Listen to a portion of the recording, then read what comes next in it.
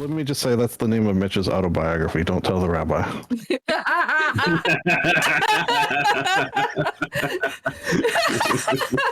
Perfect. Perfect. Perfect. That's so funny. That's really good. That was good, Baywin. Oh my god.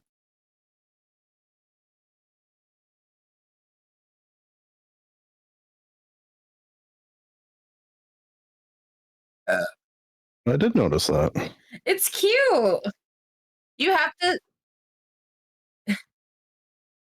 just start making mirrors smaller and smaller, like every time.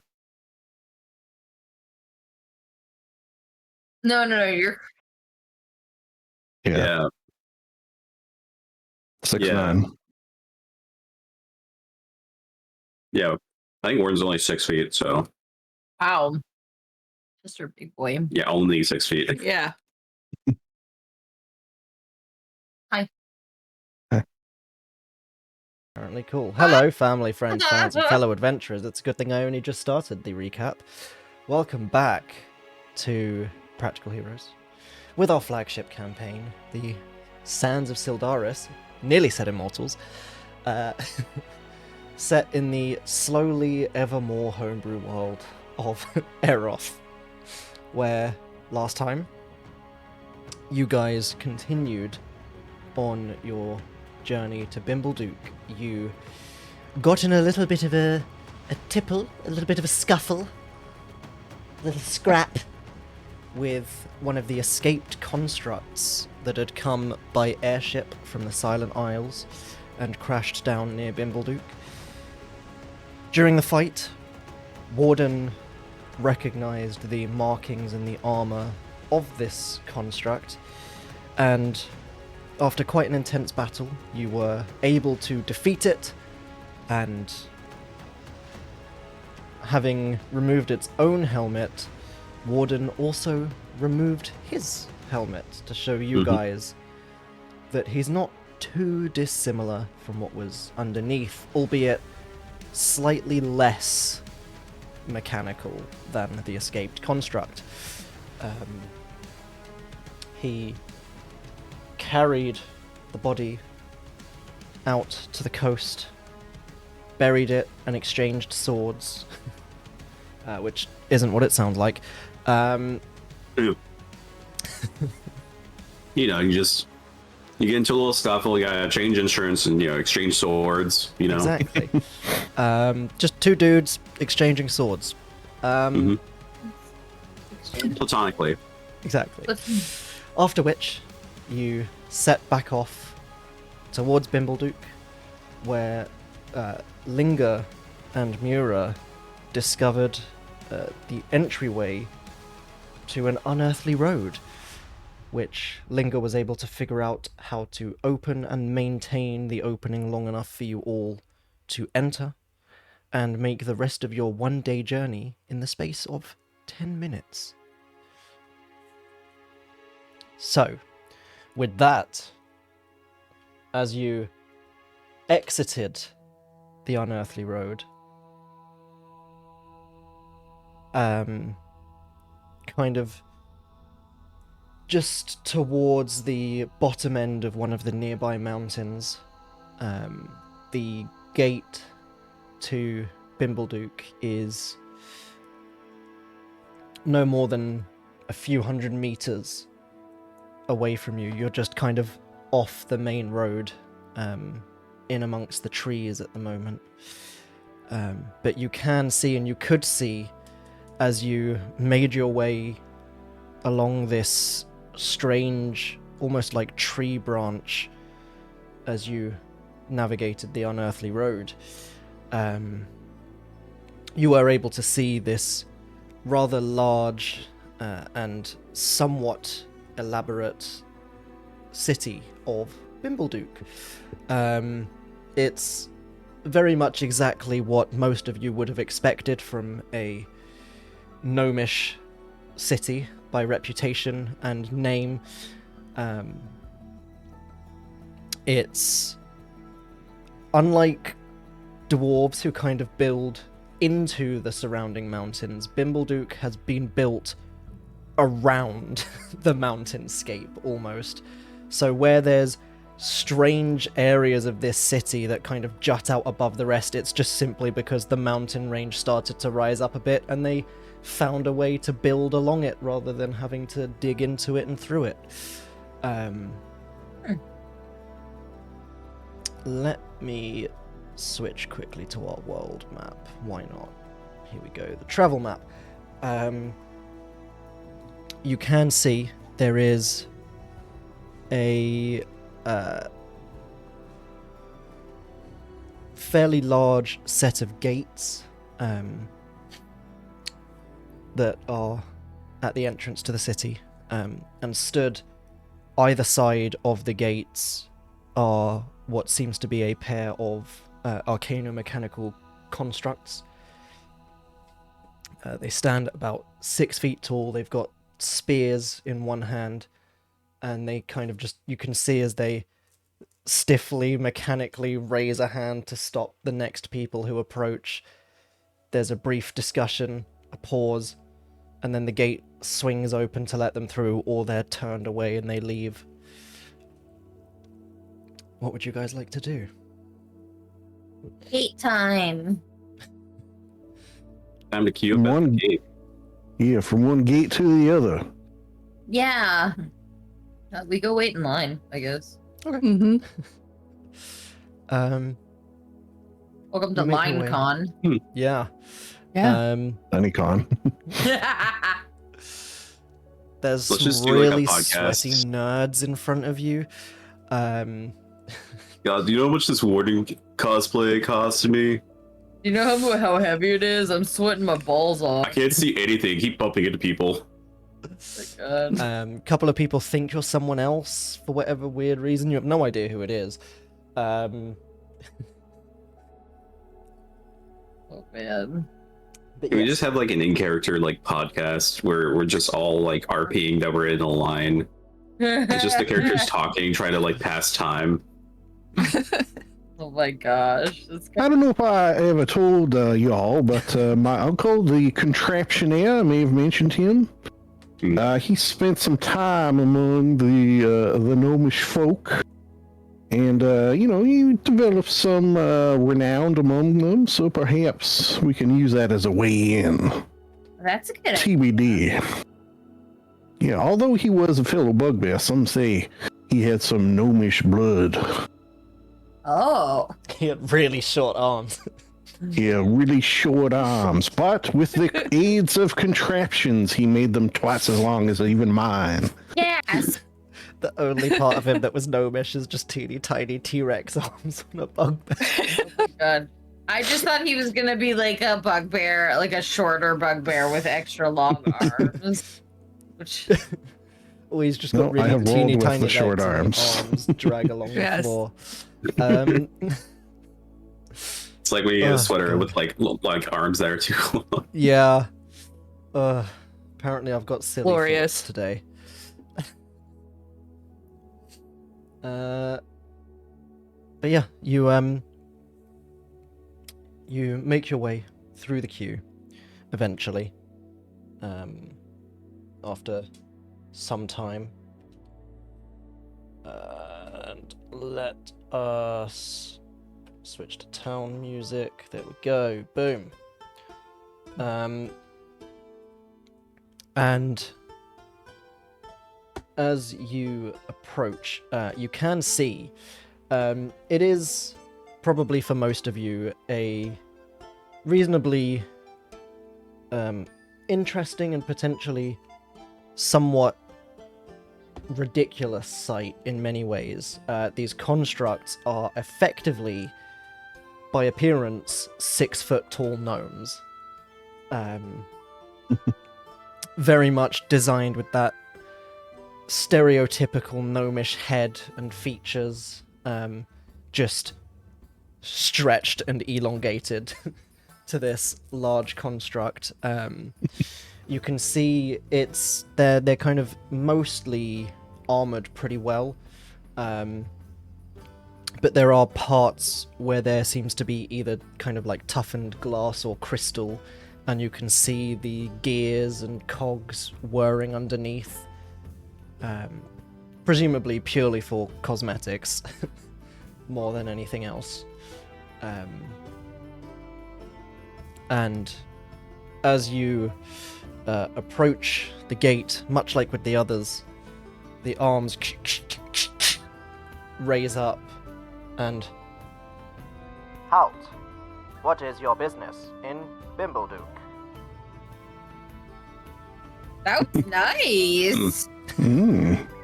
Greetings, my fine mechanical friends. Me and my compatriots, Abacadabra, have decided we need entrance to the city as there are great things of import that need our attention. There's a pause. You hear some of the cogs whirring and spinning faster.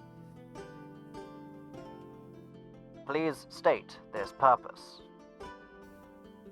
I mean, if you need me to, like, sort of boil it down between business or pleasure, perhaps, I would go more in the business side of things.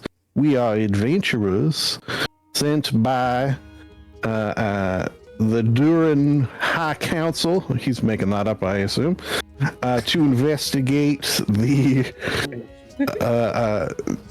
crashing of a ship as well as the mysterious and probably dangerous automatons that have ravaged the land.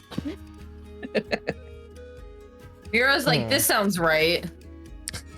I was gonna say make a deception check because you mentioned being sent by the Duran High Council, but the rest of it is true. He just didn't remember who Endura sent, so he just said High Council because it sounds pretty good. Fair enough. I'll still say give me the deception check, Right. but I will significantly lower it on the fact that only part of it 16. is a lie. 16 because I can now treat anything 9 or below as a 10. So 16. Cool. Love that. Yep.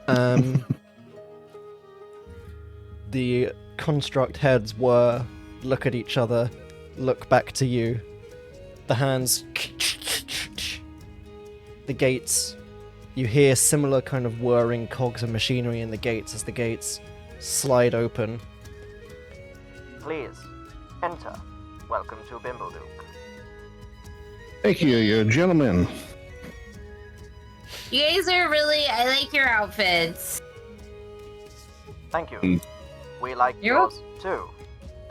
Oh. Complimenting. They sort of remind me I was at a circus once, and they had this thing for what was the world's tallest gnome. I'm pretty sure it was just a human, to be honest, but it's pretty interesting. Well, they were certainly polite. Yeah, they recently had a compliment update. That was patch nice. 3.1.4. It was a hot fix. Yeah. So occasionally they'll go, thanks, fuck yourself. And it's a bug. They're working on No. Mira like does a running, very small running jump and jumps on Warden's back. Oh boy. Yeah, we're just gonna like sticks to his back. yeah, Warden loves it. He's like just kind of like, yeah, I don't know how I feel about these automatons. They're just you're scribbling up his back. They're not real, right? I mean, they're real, but they're like. What they're does not... it mean to be real? Oh no. It's like... No. They're real, but like they're not deep. They're not like you underneath, right? Probably not. That would be weird. I think they have just good machine. I'm pretty sure. Not sentient, I believe, is the word you're looking for. As a lover of words, it's one I often use that makes me appear smart. Sentient. Sentient. Yeah. I love learning new words from you, Chester. Well, you know. Shit. I'm gonna have to use that in my everyday. Because, you know, that word comes up every fucking day. You just don't like them? Like, what's the... Are they, like, freak you out a little? It is hard to explain. Okay. That's fine. You don't have to explain it. You're just allowed to, like, not like things. It's not that I don't like them, it's something else. Well, Bad that's the feeling. thing. Oh, they give you, like, the willies? The wheelies. He I'm says, sorry, like, I can't not laugh at the willies. It just feels like such a Mira thing to say. The heebie-jeebies, they I don't know this word. the willies or the heebie-jeebies? Either. Okay, it's they Ancients.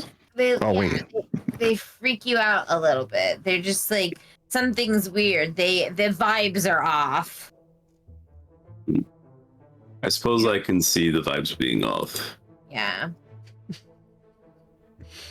Farewell, I might have these heebie-jeebies. Okay. Not the willies though. Certainly not the wheels. Oh, well.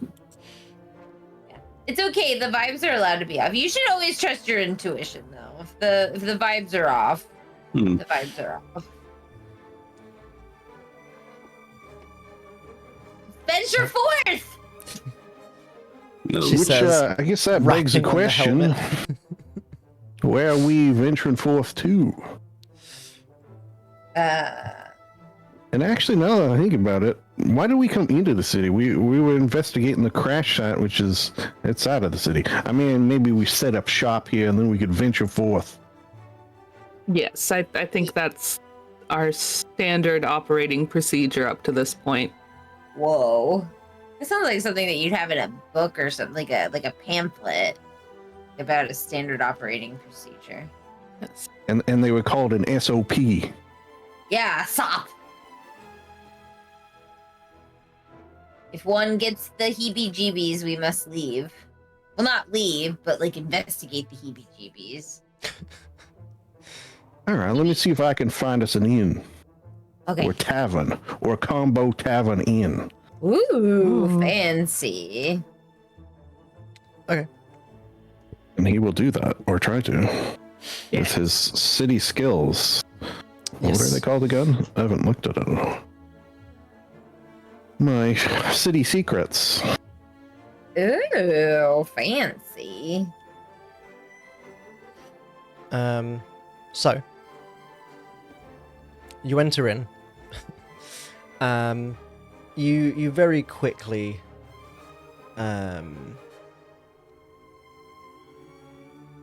able to discern kind of the comings and goings of the people, the general vibe of the city.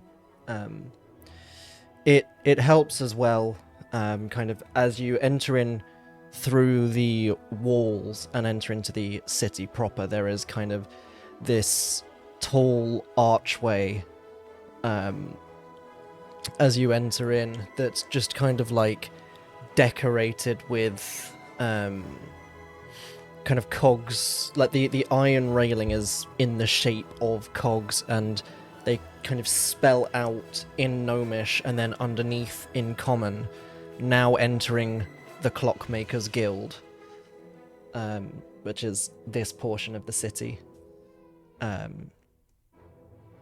And very quickly, Chester, you are able to discern the city is effectively split up into 3 districts. 2 are inside the walls, the 3rd is outside of the walls, but it's further up to the north of Bimbleduk, so it does kind of have a bit more protection of the mountains, so the walls aren't as necessary. The walls are also kind of there because the 2 districts inside are very heavily centered around the creation and the tinkering and the workshops. So it's kind of like you guard the work and the secrets and the everything else we have here. And the Cog Village in and of itself, which is the final district past the walls, is more of kind of like the living spaces, the markets.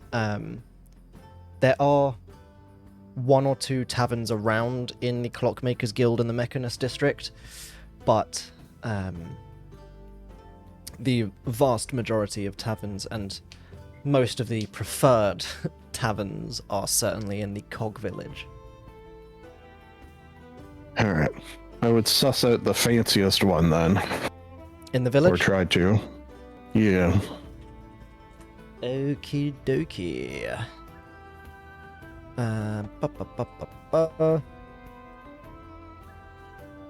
Let's have a look then, shall we? Notable locations.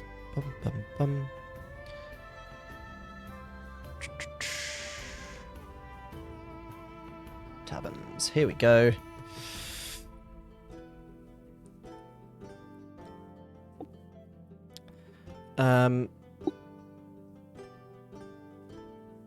Those aren't the right taverns. Have I clicked on a different place? Yes.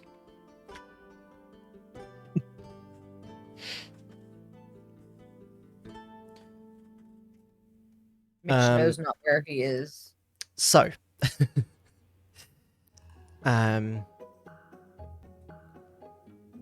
there are two kind of main competing taverns in the Cog Village, both equally as fancy as each other, so it's certainly up to you as to which side of the culture war you want to be on. My God, Mitch! Goodness. Jesus Christ! There is the mechanical hag.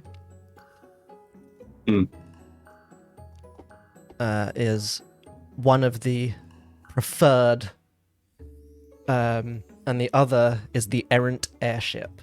I feel like the mechanical hag might be a little insensitive to Mira right now, and we should not go to that one. Yeah, I'll second it. Also, hag versus airship. What sounds fancier? Airship. Right. I spent the night in a hag. Ugh, I spent the night in an airship. Wouldn't be the Ooh. first time you spent the night in a hag, would it? I don't know.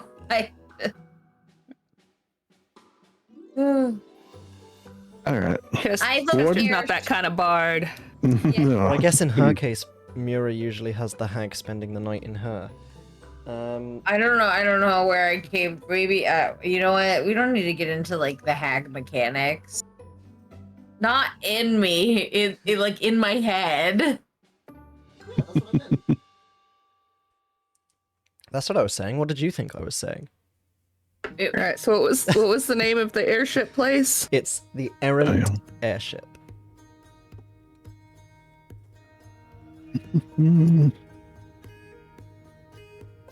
So you're heading straight for the tavern then? Yeah. So, Okay. It's not steered us wrong thus far. yeah. Heading to a tavern. You walk into the tavern, and the beholder bartender says, "No bugbears allowed," and kills you all. There you go. How'd that work out for you this time? Why are you so mean to us, bitch? All right. Disguise self. I'm a gnome. I'm the world's tallest gnome. Burn it down. Everyone's Mira. walking through the street. Burn Oh my it god, I'd heard of down. him. But yeah, okay. You head into the tavern. And it's certainly an interesting sight for those of you who aren't necessarily prepared for this sort of thing or wouldn't have been around such gnomish civilization before. As you step in,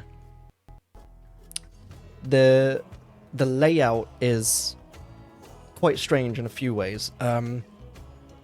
There's almost this large countertop, which kind of spans 3 of the walls in a U shape, and there are seats so that you can kind of sit at this counter and you're, in a sense, effectively kind of staring at the wall almost, but you can see people are sat at these chairs talking to the people next to them. The kind of top part, almost because you're facing it, of this U, you can see there is a second bar. So there are kind of 2 bar areas in this place. And this second bar seems to be manned by a reasonably medium gnome-sized gnome. A perfectly average gnome. Yes. She's got this kind of fluorescent green hair that's kind of pulled up into the 2 big buns. Is it space buns? Am I thinking of space buns? Yeah, Am I right? space Yes, it buns. is space buns. I know hair. Go me. Ronnie's giving me a thumbs up across the room. So she's got them kind of pulled up into the space buns because it's real cute. And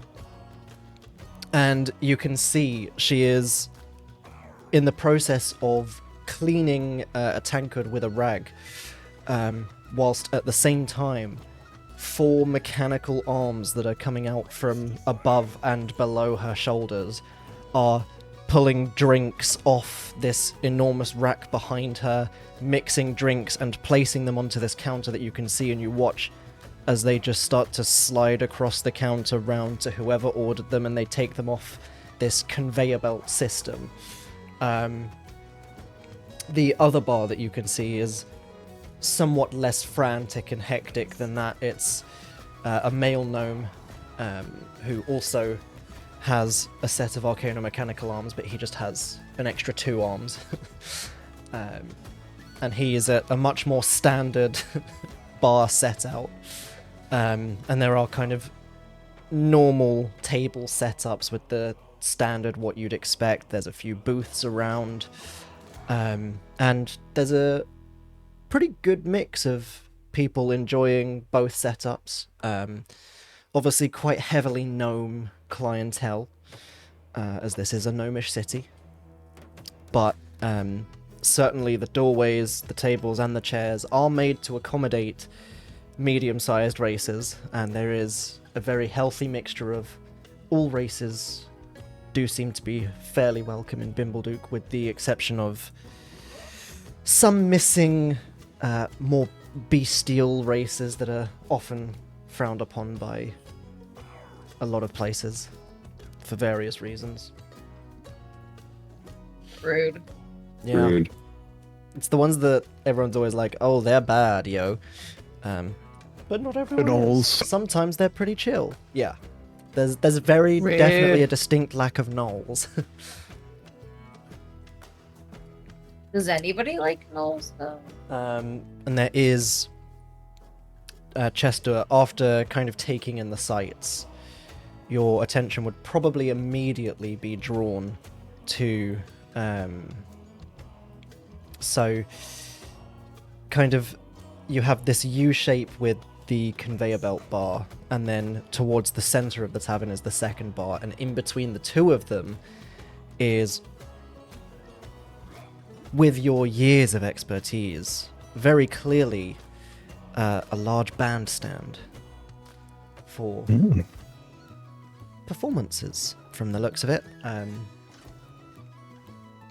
There seems to be this, like, there's a couple of rails kind of hanging above it where you can see there are these small contraptions with crystals in them that are kind of pointing down towards the stage that you've probably seen around once or twice, that people use to cast light spells into, and it provides lighting for the stage. I think he sees that, and you see him touch his breast pocket where he keeps the mouthpiece to the saxophone that he had to sell or to pawn. Just a wistful look in his eye. Maybe not a tear, but it's a little moist. Chest is a little moist. Are you okay, Chester? You're touching your chest. Are you He's having a having a heart heart attack? It's just my left arm is suddenly very numb. I don't know, very strange. No! Anyways, let's get a drink. Call a cleric! Is someone burning toast? It's a stroke. Who said that? Yeah. Mom? Oh, darn it is. Grandma? Oh no, no. I'm not a doctor. I don't need to know this. Yeah, Warden You should specializes in know. unaliving people, not keeping them alive. Yeah. Mhm. His He's business being is in good. character. Warden is the toaster. Is there burning toast? Warden's like, oh yeah, sorry. Just like opens up his chest like Bender. Just pops out a fucking. Bing! Sorry, I need to I made read this myself myself. laugh.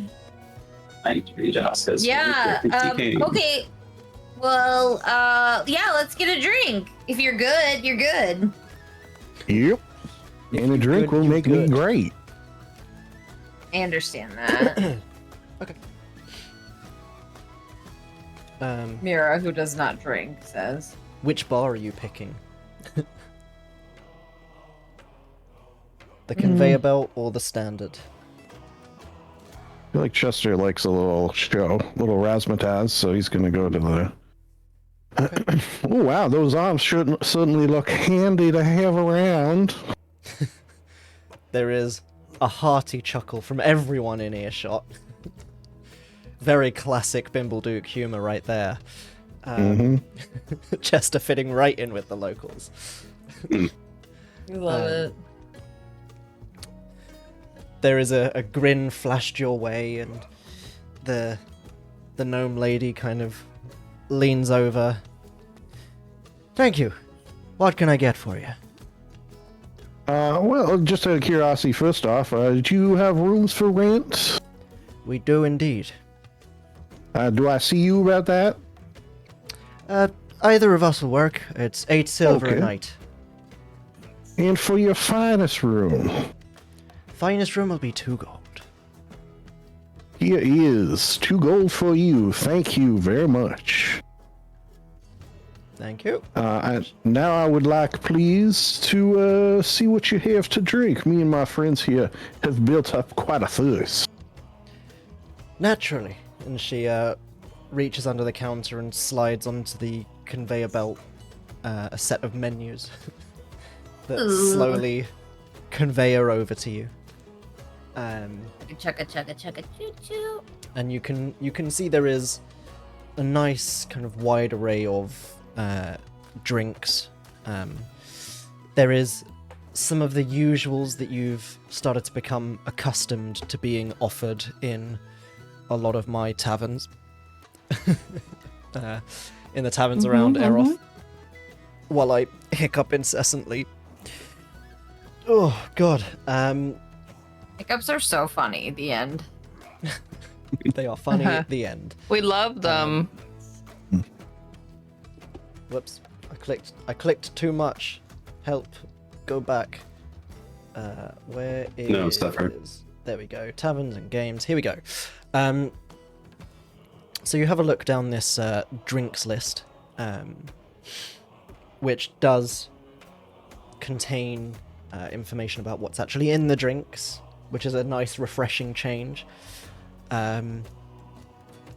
So on offer today, 2 for 1, is 2 drinks. The first one is the Gambit's Run, which is a dragon blood rum with a flaming chaser.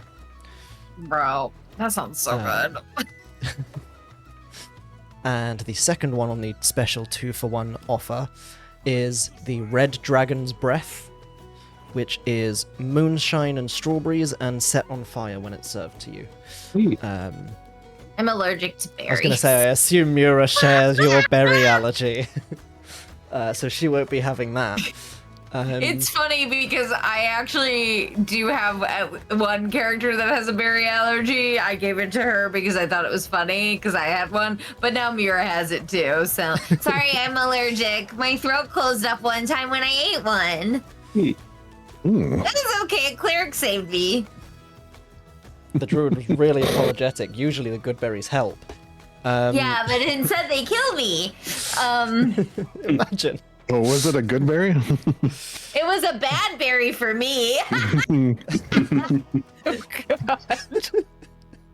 Crazy laugh at the end. Yeah.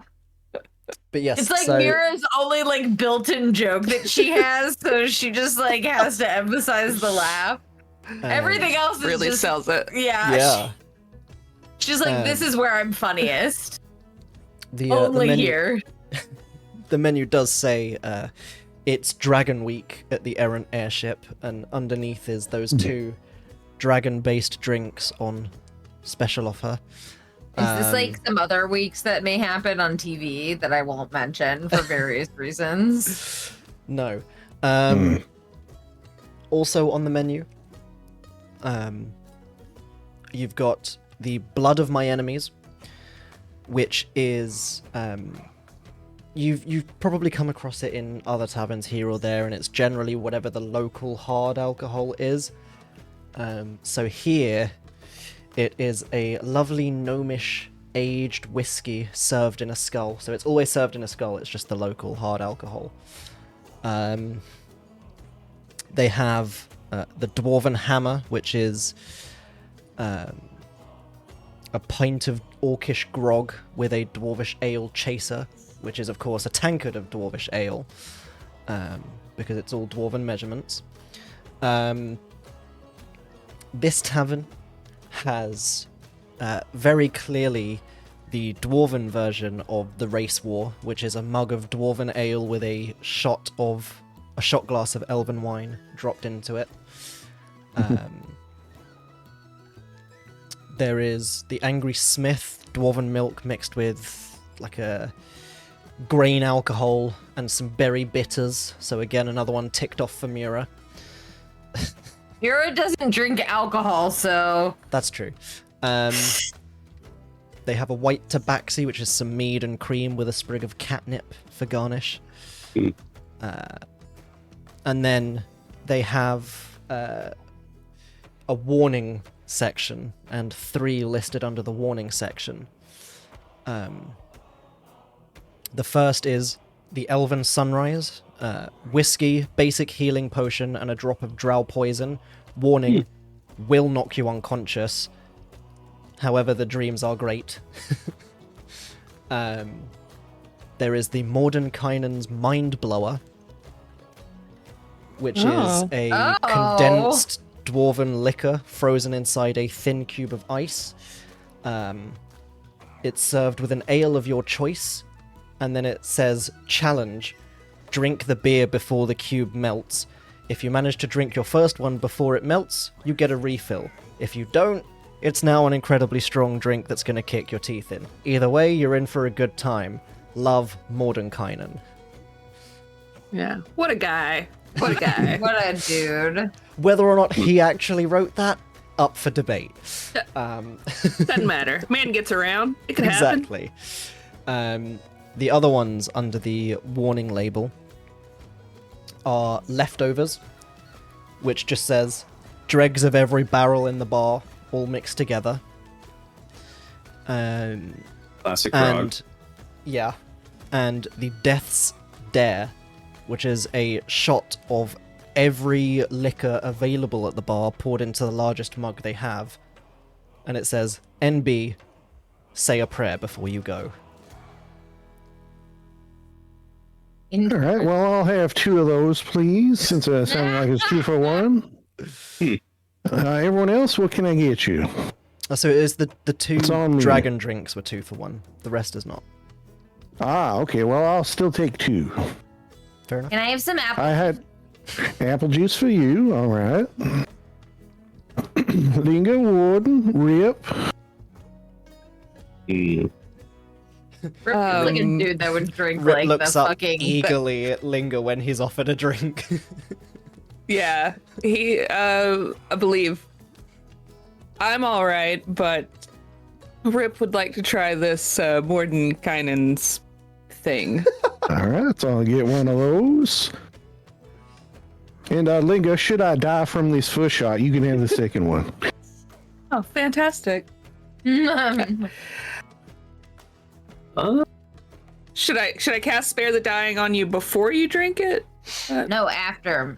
Yeah, just have it ready. Unless you have death wood. I do not. Hmm. Linger starts rubbing her hands together to try to warm them up because Lord knows. Those are some cold palms. Some cold fingies. Very, very cold. Certainly wake him up. Yeah. And Warden, you wish anything? I'm trying to think. What was the one? It was like an orc drink with like a dwarven mixer. The Chaser, orcish grog. Yeah, what was that one again? That one was the Dwarven Hammer. Orcish grog with a mug of dwarvish ale as a chaser. Yeah. Or will do that one. All right. What's the damage, madame? So, that's 2 Death Dare, 1 Dwarven Death Dare? Hammer, Dwarven 1 hammer? Mordenkainen's Mind Blower, and 1 Mind blow? Apple Juice. 1 apple juice in a dirty glass.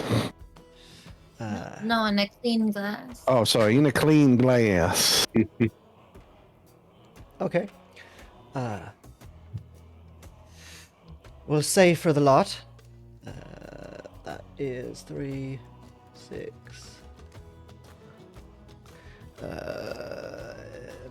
Maths.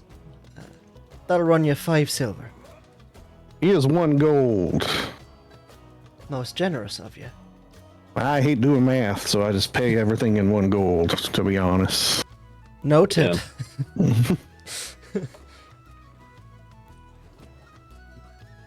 Well, if there's anything else I can get for such a generous patron, don't hesitate to Thank call you. on me. And what is your name, if I may inquire? You may indeed. My name is Amnoa Copperfront. Amnoa Copperfront. It's a pleasure to make your acquaintance. And you as well. Thank you for the drinks. It's my job.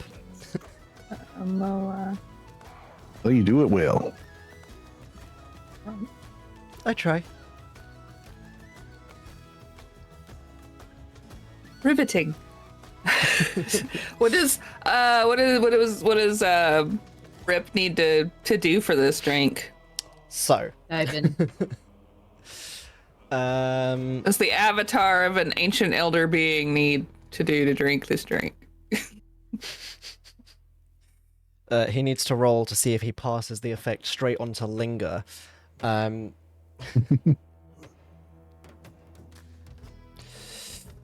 yeah. Do I have So- to do a roll? Or The 2? for the Mordenkainen's mind blow, or for both of you, to be fair, it'll be a Constitution saving throw, please.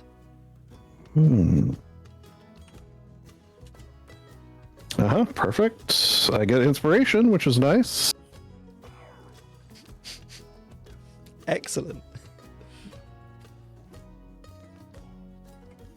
I feel like you guys are gonna be by yourself for the rest of the day.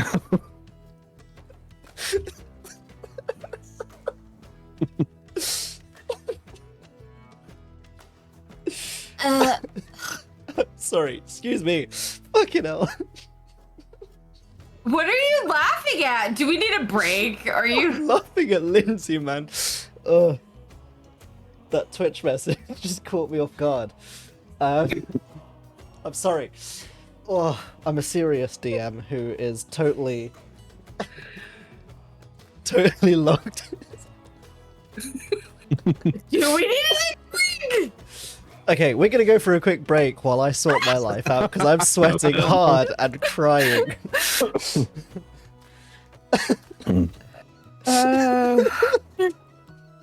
Oh my god, bitch is losing it. We're gonna see. I've gone bright red. We're gonna see you back here in 10 minutes. I need to change my shirt. I'm sweating too hard. We'll see you back here soon.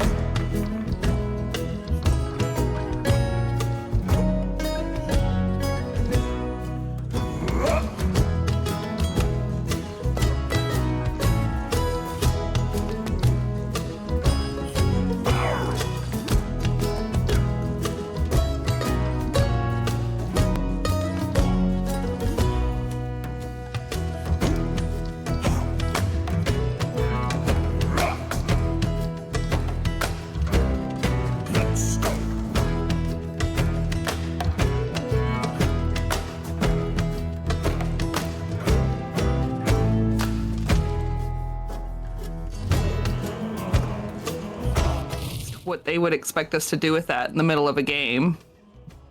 It was totally not a sincere post. There's no way. Yeah, exactly. Couldn't have been. Unless if it's like genuinely And we're someone back. whose cat just died in. Oh man. Damn it, Ethan. You gotta give me a warning, man. The warning is the countdown. I didn't see the countdown. Down. We're not all in the Twitch chat. We can't see Get it. in Twitch chat.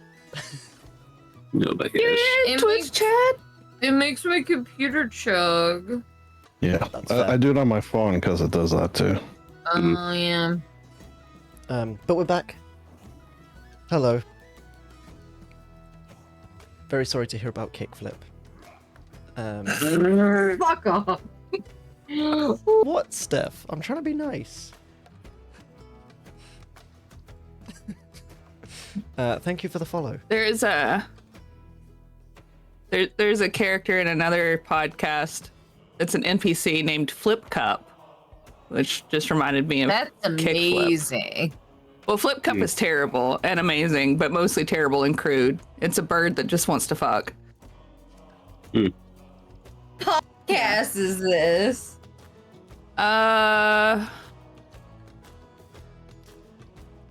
Hold on.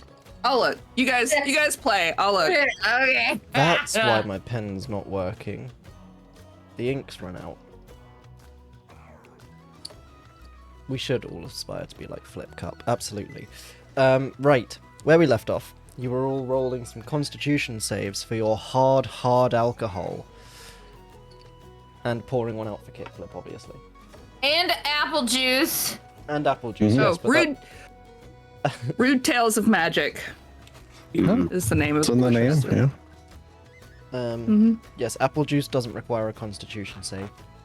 But, Which I rolled a 1, by the way, Yes. on mine. and yours was the Mordenkainen's Mindblower, or was it Death's Dare?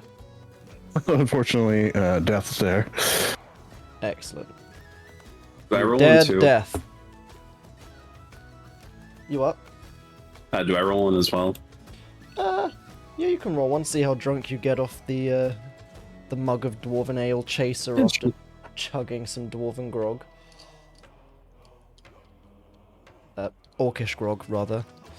And then we need a con save for flip. However we for rip. However we go about that. Wow, what the fuck? Oh Damn. no. Ooh. 3. Excellent. Rip and I are going Betty buys. So did Rip had the Mordenkainen's Mindblower, didn't he? Yes. Cool.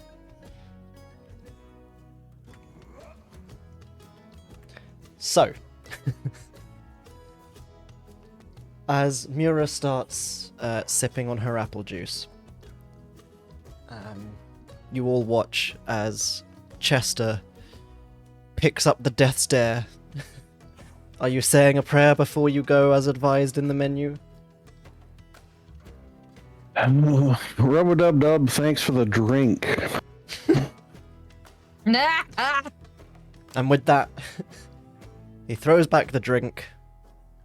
There's a moment where you're watching Chester as he's kind of savouring and appreciating the interesting taste of a shot of every liquor in the bar poured into a very, very large, like 2-pint mug. And then you watch as the eyes widen a little bit. Chester kind of slumps a little bit first. And then face plants into the table. Oh no! A good thing I bought 2. The force of the impact, of course, causing all the drinks to kind of shift a little bit. Rip does the little bounce. And kind of rolls his little Schwinger shoulders. Wraps his hands around the mug as best he can. Takes a breath of no air. But kind of cartoon character puffs out his chest like he's taking a massive breath. And starts to chug. Linger, Yes. what are you doing while Rip is chugging? Cupping her hands behind him, like ready to catch, Okay. and then dismiss him into his totally normal and atypical pocket dimension to recover. Okay, so you watch as he picks up his Mordenkainen's Mind Blower. Well, first he drops the ice cube in, of course. Right. And then Two-handed, you help him because he has you to help like him- hug it. Yeah, you help him tip the mug so he can grab hold and start drinking. And you all watch in amusement as he gets about halfway and starts to slow. The ice cube rapidly melting. Unfortunately, because he is quite small, although he is making impressively good time, just inhaling this into whatever strange dimension anything Rip eats, enters, or drinks. The ice cube does unfortunately melt before he manages to finish it, but that doesn't stop Rip. He carries on chugging. He pushes the mug back up, it kind of rattles in place. He looks at Linger, very proud of himself, places his hands on his hips, puffs his chest out, and then there's a as Rip just poofs out of existence and leaves a small black smudge on the table. He was a brave warrior. Last.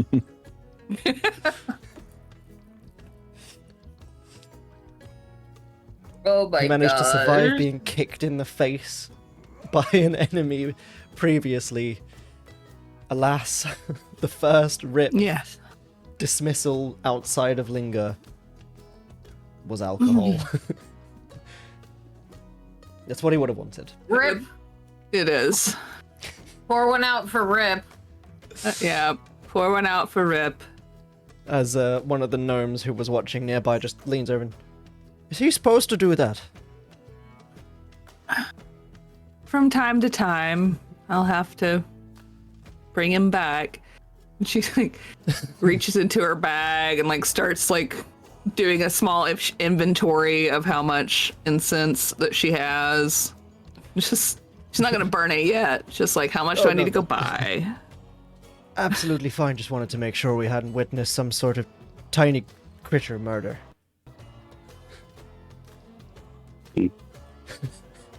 And I'd like to think that the smudge that's left behind is like vaguely like some sort of eldritch symbol that like Linger has, like her tail immediately starts like smudging it. yeah, Just you look at it, your fine. eyes can't quite focus on it. You hear whispers in the back of your mind, your brain starts to kind of itch. clean that right up.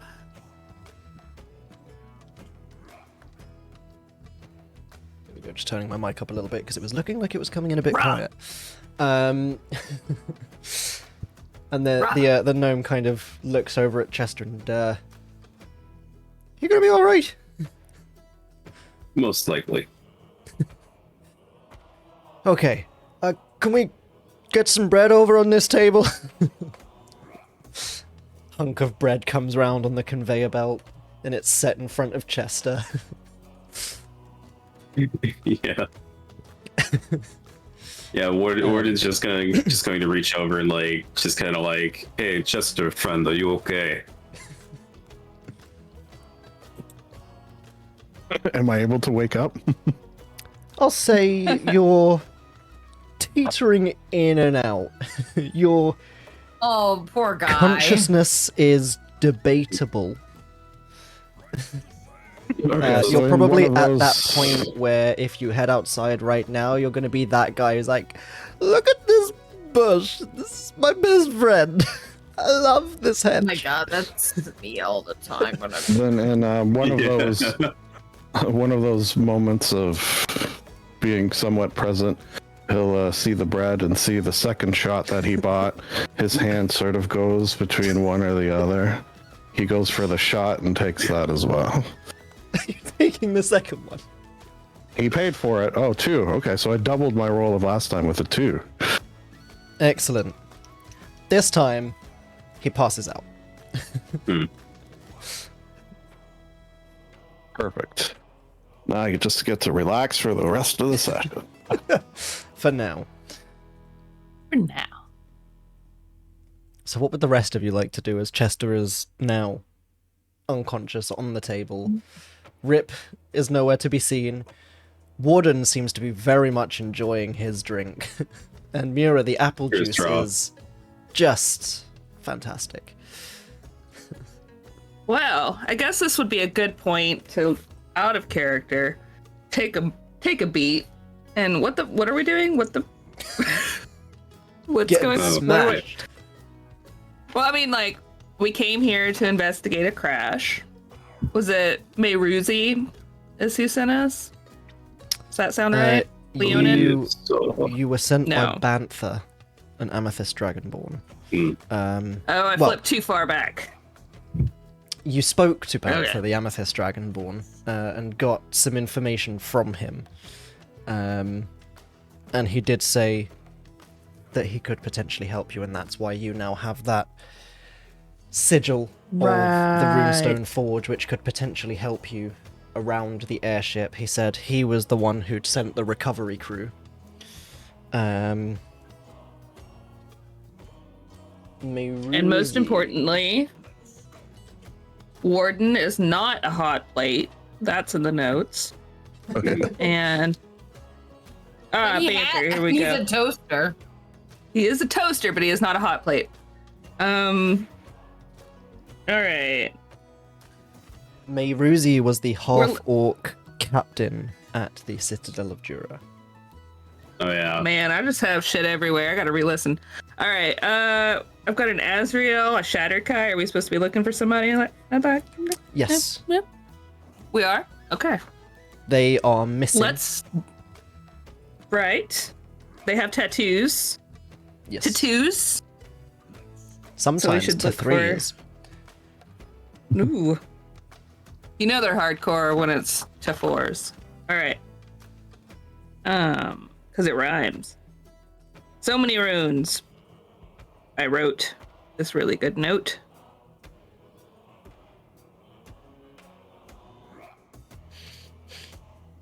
So, guys, I guess we should, ask around about a Shatterkai or In the wait tavern. out. Yeah. Oh, this is going to be fun. I get to watch you guys ask everyone. The talker is unconscious. Yeah. Right. Yeah, Warden's just going to like lift Chester up a little bit and be like, yeah, he's out. So I guess this is up to us. I believe in you all. Perhaps try to see if there's any news about the crash since it was close to here. Some hot goss, I believe it is called. That's what we- The hot if I discuss. recall. God, no one's called it that since like 200 years ago. Get with it. Ah. Get with it. I used to be it, but then they kept changing what it is.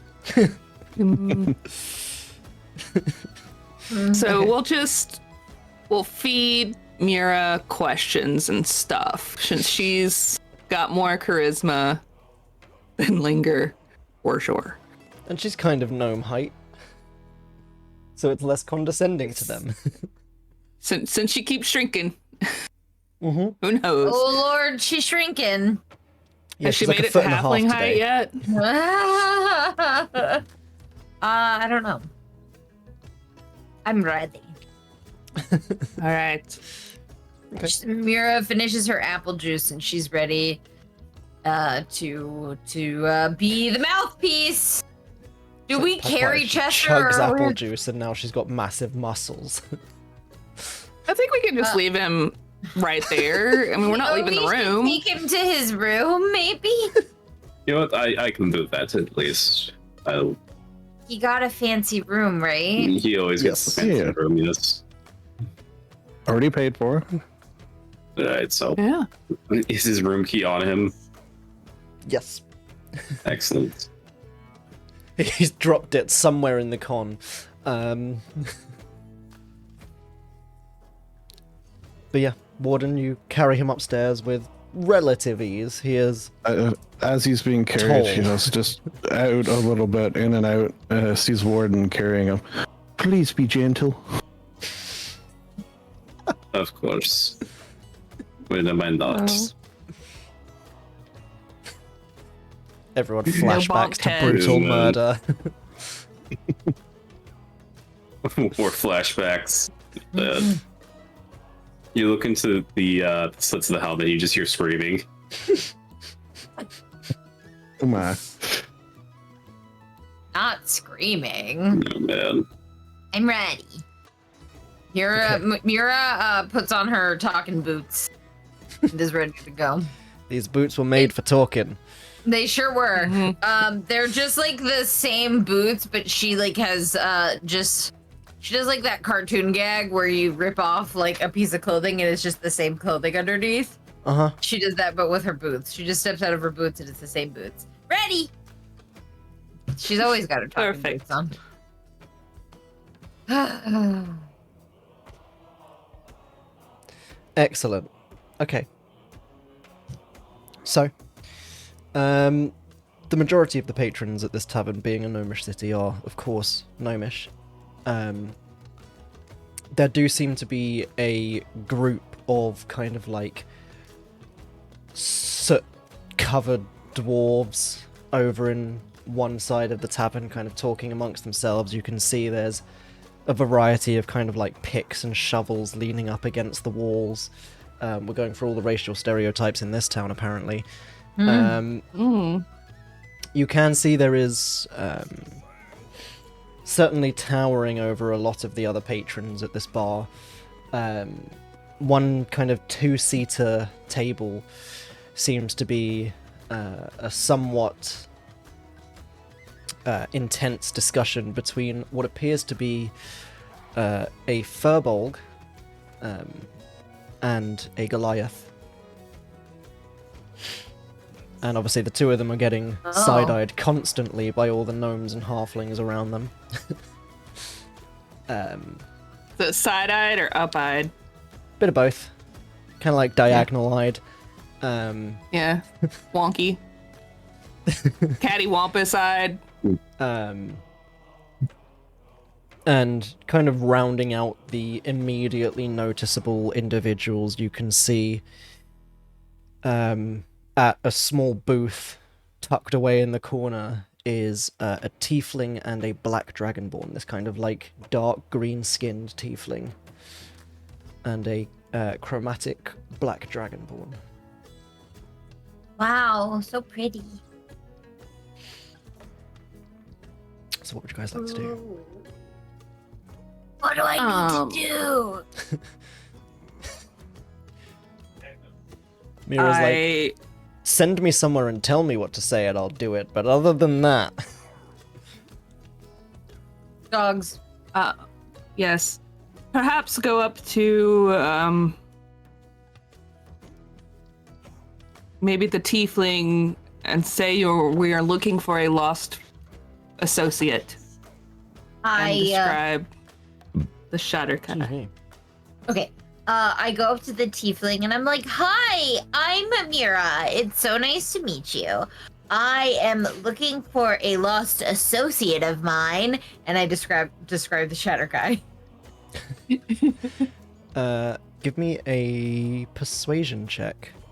Okay. Jay's here too. Hello to the arm that came from the ether. That's Jay. That's a 16. 16. The conversation kind of stops as you approach the table. And as you introduce yourself, the Dragonborn kind of casts a skeptical glance your way. The tiefling slowly turns to look and then looks down at Mura. smiling up at him. She waves. And he's got the horns kind of somewhat similar to the way Mura's horns kind of twist and curl upwards, but his are very much more demonic and come to a very sharp point at the tips. I like your horns. And you can hear the unmistakable sound. You can't see the tail, but having spent so much time now with Linger, you do hear the unmistakable sound of a brief tail swish, clearly on the seat somewhere. Why are tieflings just cats? Because it's great. He Rest in peace, kickflip. Don't be mean. He smiles at you, and you can see these kind of like sharp, almost filed teeth. Hello, Mura. I'm Urvir. Wow, that's a really cool name. Thank you. And this associate of yours, what's your connection to him? Well, so I know him because he sometimes buys bath bombs for me. So have you heard of I'm sorry, a bath bomb. bomb? Okay, so okay. So there are bombs that you throw, right? And they go poof. But like if you put one of these and she'll pull a bath bomb out of her bath bomb bag of holding. Mm-hmm. And she'll hold it out for him. And she'll be like, so if you put this in water, like in your bathtub, it will fizz up and it smells really good and it's relaxing and it's filled with it helps your muscles relax. So like say you get into a battle or something and you need to take like a little bit of time to yourself afterwards, you need to like let your muscles relax. So yeah, I sell bath bombs to my Shatterkai friend. Do you want this one? He kind of places his elbows on the table, entwines his arms together, leans his hand on his fist. Do I look like a man who gets into a lot of fights to you? This isn't loaded, I'm intrigued. Does he? I mean, like, what's the What's his vibe? Yeah, what's his vibe? You have a look. Does he have a wedding ring on? He is wearing a very well-fitted, if not slightly too tight, he's one of those. Okay. leather jerkin. Very much kind of accentuates what muscles he has. You don't notice any weapons or anything on him, but he certainly doesn't seem to be walking around unarmored or incapable. Well, you look like not fights necessarily, but you do look like you work your muscles a lot because you got a lot of them. So like when you work your muscles, right? Like you still got to take breaks and like let them relax. So that's that's where that's where this one comes in. It's very relaxing. This one's blood orange. He looks over at the Dragonborn and they both kind of chuckle to each other. I tell you what. I will try one for myself. And I'll get one for my companion here, who very much is the sort to get into a fight. Aren't you, friend? And kind of leans across the table and pats him on one of the heavy, thick shoulders. And he kind of like... The Dragonborn leans to the side a little bit, and you can see behind the chair, tucked into the corner, is a great axe. Well, you guys are in luck. I have only 2 left. Okay? So you get to pick between, this is like a blood orange one, and this is like a lavender, vanilla, and sandalwood. So like, whichever one you guys want, let me know which one's your favorite. I think I'm gonna be getting some more supplies to like make some. Obviously, I have a ton of customers, including my Shatterkai friend. So yeah, here you go. She like hands them off. But have you seen him? Cause like I gotta, make more bath bombs. The tiefling leans back in the chair. I can't say the description really rings a particular bell with me. Does it with you? And he looks over at the Dragonborn, who shakes his head. I give them puppy dog eyes. Make a persuasion check. That's so sad for me. It's Roll just for like puppy dog eyes. Rolling all the way back up. I mean, insight's also a thing. 23. I'll insight, I guess.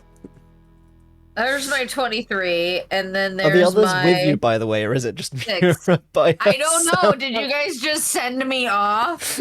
No, I mean, I think Mira and Linger have worked together long enough that Linger is always, maybe 2 or 3 steps back in case she needs to like take a step forward and lean down and whisper something and take a step back. That whole. I did roll a 23 on puppy dog eyes. Yes. Oh God, we're Well, Linger is distracted by Yes. not having Rip. also, It's just Maywood, who rolled a natural 1 as well earlier, you also now have inspiration. So, Yep. I did Linger and make a note Chester of that, both yeah. have inspiration for rolling their nat 1s. Good job. oh, Good job, guys. Where Keep it are up. you, Warden? I What? was helping Chester up to his room. Yeah, Warden's like making his way back down the stairs at this point. So the two of you, you don't pick up any untruth in vibes yet from what Okay. was said. well, Linger's still just taking mental inventory of what she needs to bring Rip back. That's why she was so distracted. But with the 23... well, since Oh, sorry. yeah. No, go ahead. I want to hear the 23 before I.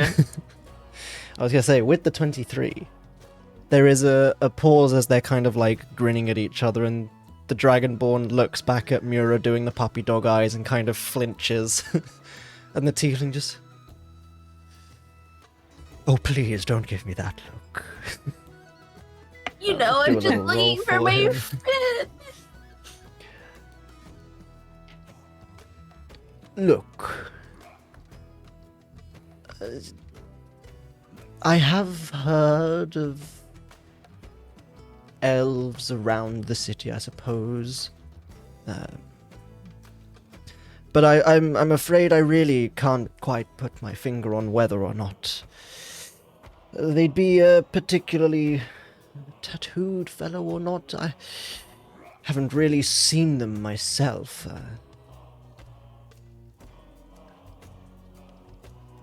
Yeah. Okay. Okay.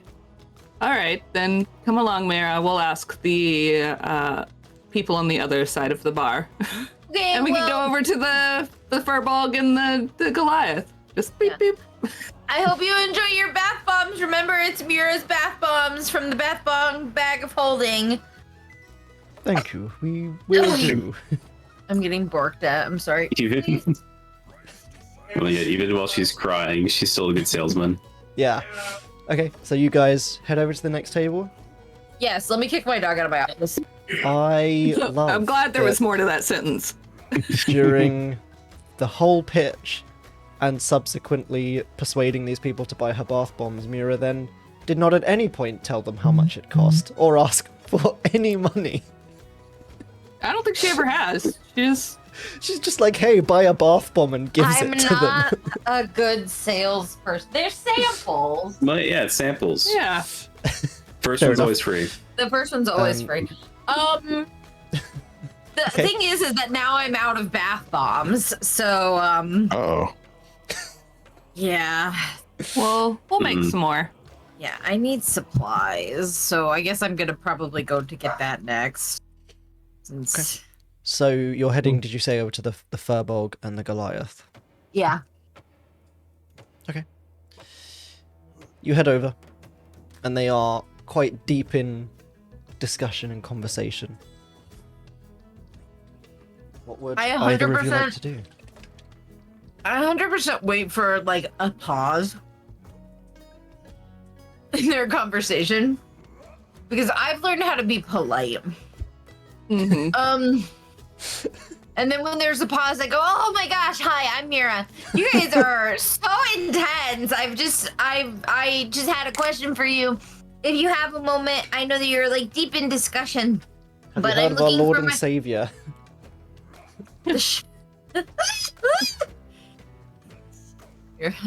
Hi, I'm Mira. Can I tell you about the Book of Mormon? Oh. She's like, I'm looking for an associate of mine. And then I describe the Shatterkai. They are Shatterkai.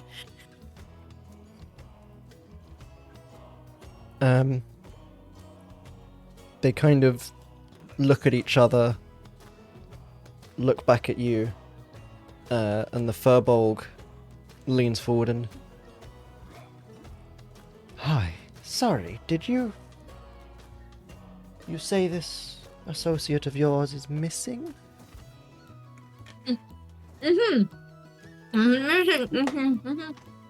Sorry, you've got your mouth full. How rude of me. It's my fault. I shouldn't have asked a question and then ate immediately after. But I'm kind of in a... They're not... I look to Linger. Are they missing or are we just missing them? Yeah. They're... Oh no. They're missing. Oh no. Yes?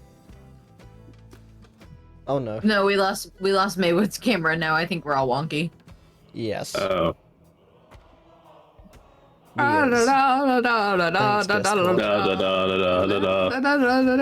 I'm still where I should be. Oh no. Steph's the DM now.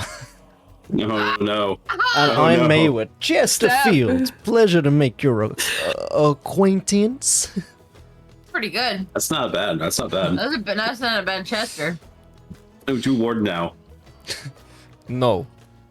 Ah, that's pretty good too. That's pretty good. I could have also just Yeah. stayed silent. That would have done it. Do your best, Warden. You know? Uh-oh. He has to restart. One thing I will never well, do it's a good again. thing he's drunk. Oh no. One thing I will certainly never do again is Mary, because that went horribly wrong. We found out very quickly I just can't do that voice. Thanks a lot. You did a great Lindsay. job. Well, I think you did great. Just the best. I'm just gonna slide me on over here temporarily, so I'm at least in the right place. And Over here. Steph, no. Oh, it's gone all kinds of fucked up. Oh, look at you. Yeah. Let's undo that and we'll just deal with it and put it right when he returns, because let's not just pause everything for that. Okay, that's fine. We will deal. Oh, Yeah, his whole PC he's- froze. Okay, that's okay, we'll deal. We will shortly become a weirdly merged eldritch being when one person leaves the call. But yes, sorry, you were saying, Are they lost? That was the question. Yes, they're missing, right? Yes. Yeah. yes, Bantha had told you that they went missing and they haven't been heard from in a while. Right. They haven't checked And in that's a while. bad. Yeah. They're missing. They haven't been heard from in a while, but that's not good. And we're looking for them. And is this Right. all you know about the circumstances of their disappearance? Yes. Insight check to see if they're being weird about this. Okay. I guess I'll also. I don't know. Mira doesn't think people are being weird. Am I back yet? Yeah, Warden's And then- stomping in I'll as admit Mura it. asked her first question. Yes. So he's hearing this I part shall of it. I shall also do a vibe check as well then to help out. Vibe check. I'm gonna. Somebody must. You did not pass the vibe check. All right. So total of 19. Wait, no. Hold on. Yeah. No. 17. Okay.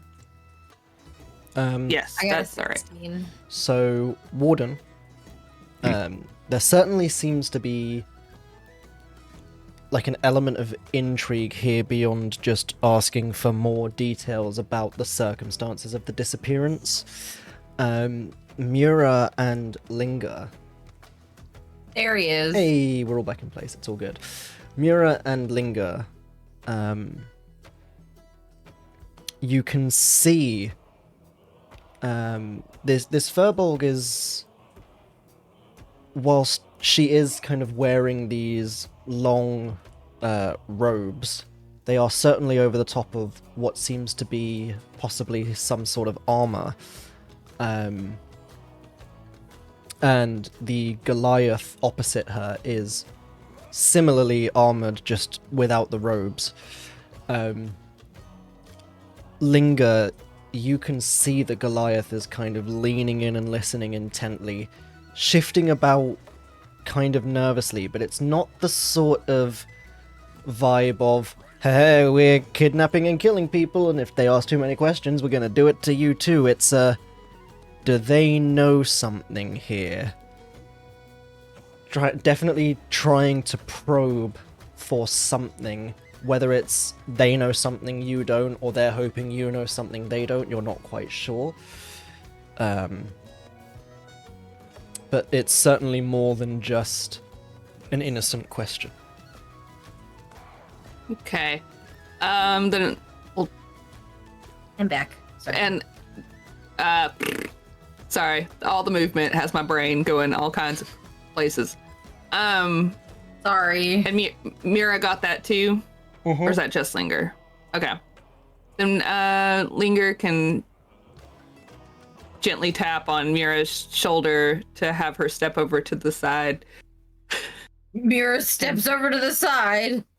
Sidebar! No one can hear, it's private. Warden can join too. Sidebar. Yeah. Sure. Yeah. Yeah, Like that you're just like, sure. Yeah. of course. Should we tell them that we're investigating the ship crash? I feel like if we're overly withholding, we're not going to get anywhere. And I don't know that this is particularly showing any large hand of ours. I'm sure other people have come to investigate the crash also. I'm okay saying that. Are you okay saying that, Warden? If it comes to blows, I'm sure I can take them. One of them is. Mira thinks about it. They're both really big. Then it'll be a fair fight. Okay.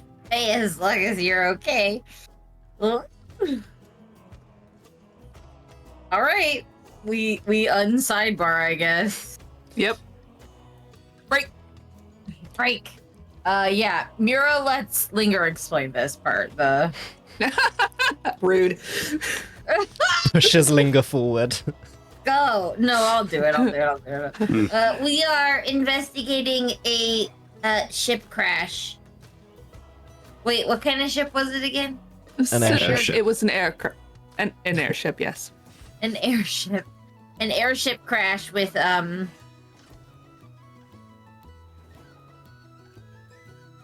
What was on it? Automatons. Automaton. I just wanted to make sure. An automaton airship crash. Outside of the city a little bit.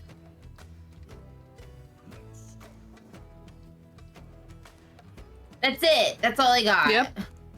And that is our story. That's the story. They look at each other. The Goliath leans in. I don't know much about the airship crash myself, but around a similar time there are others who have gone missing. How many others? we don't know, but one of our friends has gone missing. So I'm so sorry. we figured if you had some more information, it might help us to locate our friend, but clearly you are here for a different purpose that seems to align with this disappearance. It does seem like that. What? Can What? I insight that? Yeah, go Yeah. for it. While Are the two they're events linked inciting- for you, or 11. Possibly I'm not seeing the linked. connection? Linger's gonna pull out like a little flip pad that she keeps in her pocket to go through some other information. While we are speaking with you, have you heard anything, just with no tact Have you heard of whatsoever, the High Elves? about a sun god, random fire-based magic breaking out, a prophet, or people claiming to be prophets in the street, harbingers of some big doom possibly coming? Are people sleeping well? Like, what's the general? Like her little check marks. So, in order, Warden, he seems to be pretty straightforward and direct in what he was saying. You can see there is genuine concern on his face. And he kind of sits back and the Furbolg takes over. In terms of the other items, I can't say we've really heard much of late surrounding any sort of sun god or prophets, but I did hear recently that there was a rounding up of a group of heretics who were subsequently arrested and imprisoned. Perhaps that could be connected.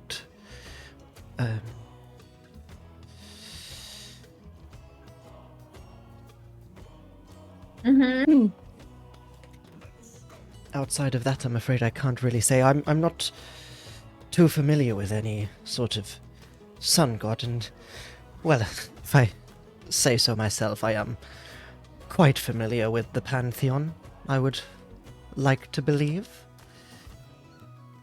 Oh yeah. And she kind of reaches under the robes and slides out a necklace. And you can see the pendant is a... it looks to be like an upturned longsword, and on the tip of the longsword, a set of scales are balancing. Would you like to give me a religion check? All of you who see it, as Chester is snoring soundly upstairs, unconscious, having drunk himself to very deep sleep. 12. Not bad, not bad. Not bad for Mira, anyway. I wouldn't got a 1. Cool. Yes.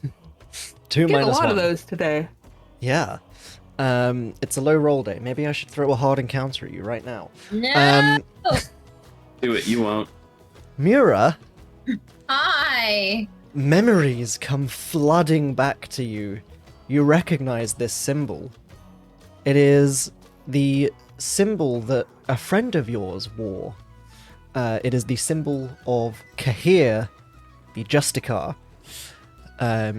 Linger, whilst you're not necessarily the most godly of folks, what good education comes without at least a study of some of the other forces that be and influence the realm of Erroth?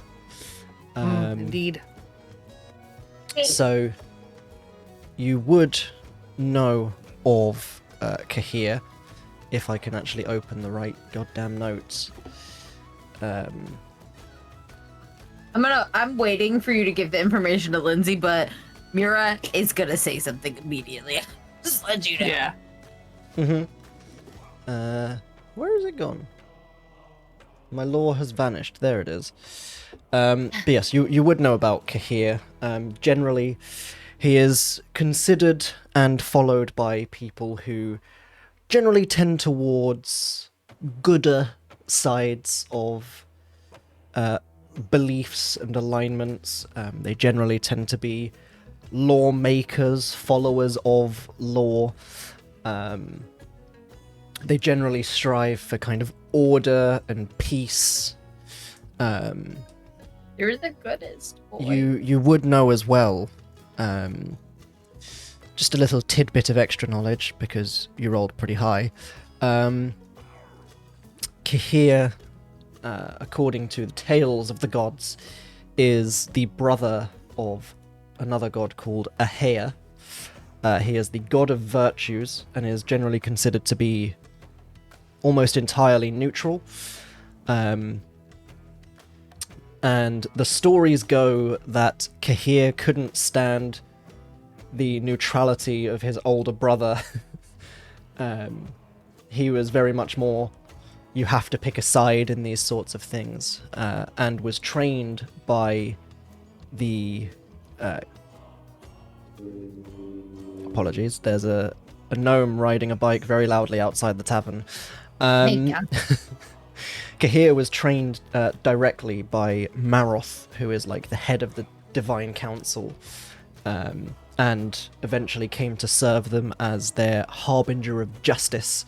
So generally, when people talk about gods getting involved with mortals, and whenever there are stories of an avatar of Cahir appearing in the world, it's generally believed that Cahir is sent by the Divine Council to punish a sinner. And obviously clerics and people who have studied this sort of thing debate the necessary truth of that, and it's generally kind of believed that whether it's true or not, people who have had the fortune of speaking with Cahir know he doesn't really care if it's true or not, or people think that or not, because if it's enough to scare people into doing the right thing, he's cool with it. As long as bad people know to fear his name, he's pretty happy. But yeah, that's Good deal. some linger studying over there. Okay, I know that. That's that's a symbol of Cahir. Do you know my really good friend? His name is Summerall. He's so fun. He's like the best. Very just. The greatest. Well, this was gonna come up a fair bit later in the campaign, but why not do it now? He's dead. No. No, he's God, not. how could you? She kind of like grips the pendant tighter and leans in. Sorry, do you mean High Justicar Semirel? Oh, I assume. I would assume so. The one and only. I've never met another guy named Several before. Who follows Cahir, right. Yeah, right? I've not had the pleasure myself, but as I understand it, he currently serves as advisor to the King of Jura. Oh. And you know him? No. What's he like? Yeah. Oh, he's okay. Mira just like does that thing As where the you're Goliath not, you're not sitting at the table, but she's like leaning her like elbows on it. She's like, okay, so Sam and I worked together with Spanner. I don't think they got married, but they were very close. Like it was romantic. I could tell, and I'm not always very astute on those things, but they're like my best friends for a long time. So we were together like 50 years ago or something, maybe. Yes. Yeah, something like that. And we worked together, and it was great. We met some people, we met some gods, we met some deadly sin people, and we got to ride some horses. It was kind of cool. He's You great. see, like, He's The so eyes just. go wide. The mouth is like almost hanging open. So, sorry, the stories of him fighting the immortals are true. Oh yeah. Oh yeah, I was there. Yeah, he was. I was totally there. fantastic. Yeah. Yeah, it was amazing. Oh my gosh, I wish you could have seen it. He was like, I've got this sword. I don't. Campaign 1 available somewhere, probably, right? It is. Campaign 1 available on Spotify. Did Sem have a sword? Yes, 100%. Okay. Yeah. She that was so leans back embarrassing. in the chair, reverently holding the symbol, and Kahir truly is a powerful and just god. Oh my gosh, yes. And Sem was just so cool. He was just like, you know, sometimes you hear stories about how paladins can be like, just not like, they're just, they can be like so stuck up and stuff, but like Sem is just really down to earth and he's just so nice. And he stayed in my house and we made angel seal bread before. It was, I'd have to give you the recipe. She starts digging through her bag. It's so great. It's his favorite. Like if you make it and you tell him that you made it, if you ever like get close enough to meet him, and then you tell him like, oh yeah, Mira gave it to me, he'll know. He'll know. He'll knows. know. She just asks, she can't find the recipe because she probably doesn't have it, but she does ask Linger for, can I have a piece of paper and a quill? And she'll write it down. Sure. But the key is that you have to shape it like a seal, and then you gotta like put little angel wings in it. He'll know. So during His all of favorite this, bread. during that whole discussion between the Furbolg and Mura, the Goliath kind of leans over to Warden and Linger. So while they're doing that, Right. what is your connection to these disappearances? I think that is yet to be fully determined, but where there's smoke, there's fire generally, and if someone we're looking for has gone missing and other people have gone missing and there was a catastrophic event nearby, it would be foolhardy to think that they're not at least somewhat connected. Or at least using one to cover up another. Absolutely, And there my have been thoughts people- exactly. I follow the same logic and thought process, of course. Kind of leans back, and Linger, you're very used to this. It's certainly that kind of, what she said, she's smart and I'm Yeah. pretending I smart too. Uh-huh. Yeah. Hey, wait a Yeah. second. Linger's Chester's very ears, used to he this. starts scratching them. They're very hot for some reason while he's sleeping. You recognize this because everyone in your party is this way. And he Perhaps kind of, you could Yes. fill me in a little more on the heretics that were being rounded up. I know right. culturally what could be considered heretical does vary from place to place, though there are some overarching general societal sins that people are rounded up for rather than... It doesn't matter. yes. So if you could shine some light on that. As far as I remember it, and he kind of starts scratching the top of his bald head. There was 2 last week who were ranting and raving about devils from another plane of existence, the usual insane ravings of those sorts of people. But there was one about a week before we got here, which was just before this other occurrence, where someone came hoping to speak to the council, claiming that they were on a divine mission. When they were asked who it was who sent them on this divine mission, As you have pointed out already, they mentioned this sun god, and when they were told that this was not recognized, they got quite angry. I believe there was an altercation in the Mechanist district. The Mechanist. Spells were thrown around, but as I understand it, some of the anti-spell constructs were mobilized and very quickly and efficiently neutralized the target before anything caught on fire. Okay. That might be something we should look into. We have a lot of irons and a lot of different fires. You may have picked up on that. Yes, as Mira and the Furbolg finish their discussion of angel bread and Semirel.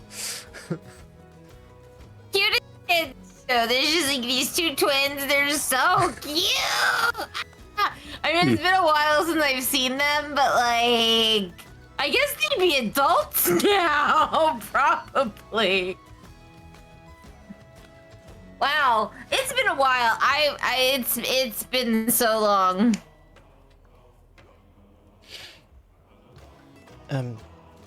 But yes, Furbolg says, a companion of ours recently has gone missing, and we've been hoping to pick up clues since.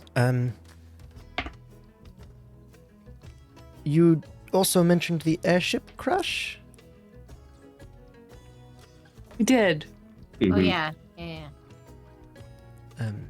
We have reason to believe there might be... I don't want to use the word cover up. I feel like that's too strong at this point, but there's definitely something out of sorts with that particular airship. Well, I don't mean to pry, but of course, when you're worried that friends of yours are going missing, you tend to keep one eye open and around, even whilst in discussion with another. Did I not see you talking to those two over there? And she points over at the tiefling and the dragonborn, who are now finishing up their drinks and starting to head out of the tavern. What about them? I gave them bath bombs. They were less than forthcoming or helpful. They seem not to know anything. I might be wrong, but I do believe I saw them either discussing or working with the recovery crew. They lied to us. Oh, well, we can't exactly bully information out of people publicly, so perhaps we can meet up with them later. I can do it privately, he says, looking over to Linger. That He can. is what I was thinking. Yes. I have zone of truth. Yeah. I think we might Says need Chester in to. his sleep. I feel a little bare without Chester with us. Is that a pun? Grown. Yeah. Maybe. No, he's a big bear. Yeah. But without him, he's a little We're bear. a little bear. Just can't bear to not have him. I've grown accustomed to his face. No, Aww. That's like what Data would say. yeah. I've grown accustomed to having his talents and way with information The ability to procurement. speak to people. Hey, we're good at speaking to people. There's like almost steam coming off of Linger, where she's like, how do I word things to not be offensive? I've grown accustomed to his face.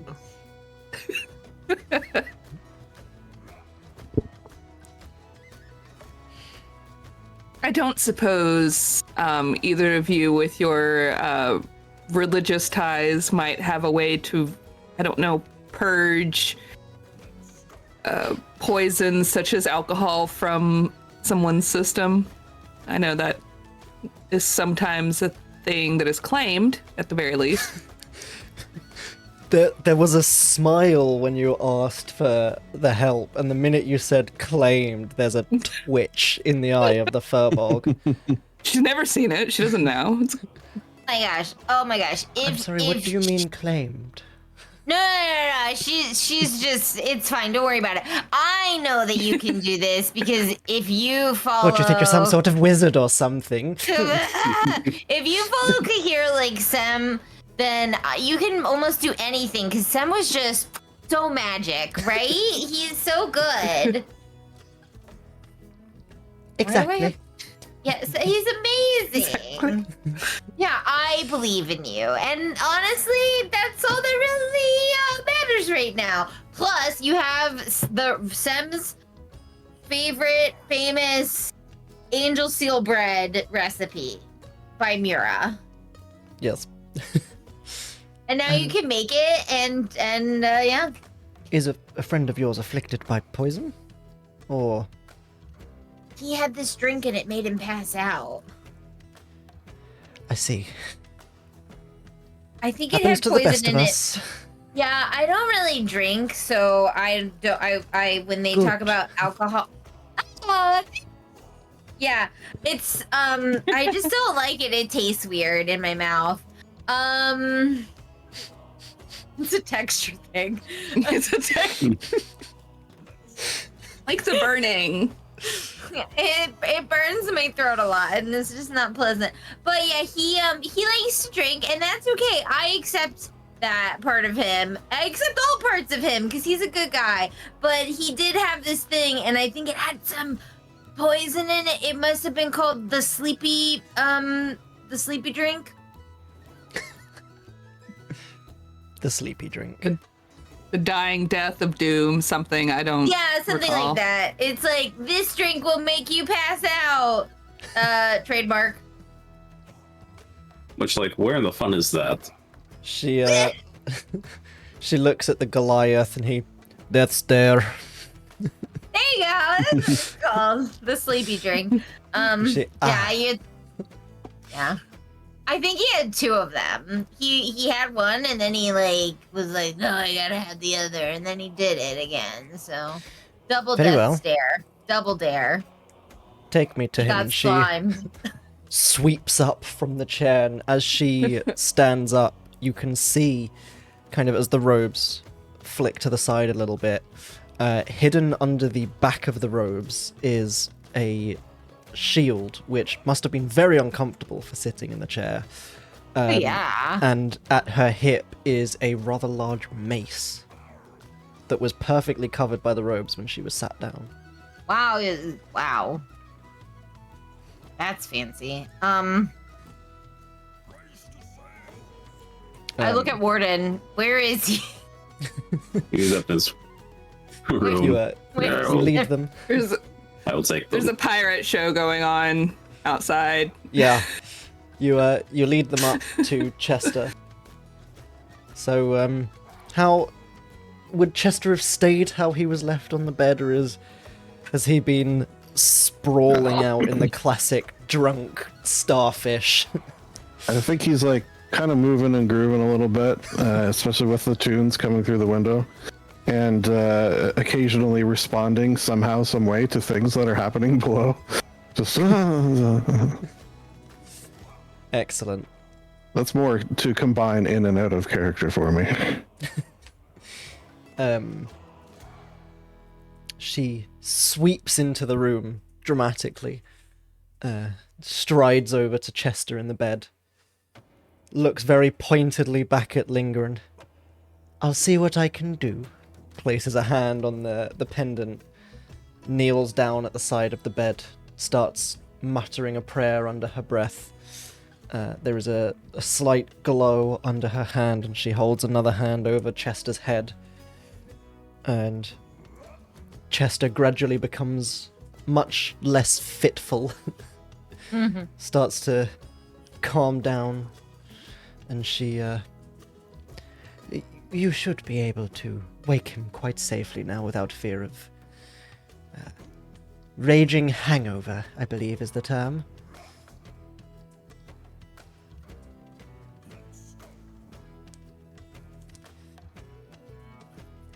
Fantastic. Yeah. While Linger actually does respect that there's divine hacks to get magic, It's she's hacks. gonna, yeah, Cheat codes. life hacks. She's gonna go to wherever her room is, I guess, and take the time to resummon Rip. Okay. She's gone like 10 minutes. It's not working for. She doesn't like it. She's not a fan. She wants it back. Okay. Feels gross. So Lenga goes off by herself or with anyone else? I mean, anybody is welcome to follow her. I'm trying to think. The smells of the incense that she has are gonna be kind of like a lavender and mint. You wouldn't expect that with summoning a potential death god, but you know he likes to be fresh. Mm-hmm. So that's his whole thing. Okay. It's nice. Fortunately, there is kind of in the corner of each room or in these fancy rooms at least, a large what looks like it would have once been like a torch brazier or like a lit brazier. Looks like it's kind of been repurposed into a wash basin, but you are able to kind of lift it up, tip the water out, dry it, and set everything inside.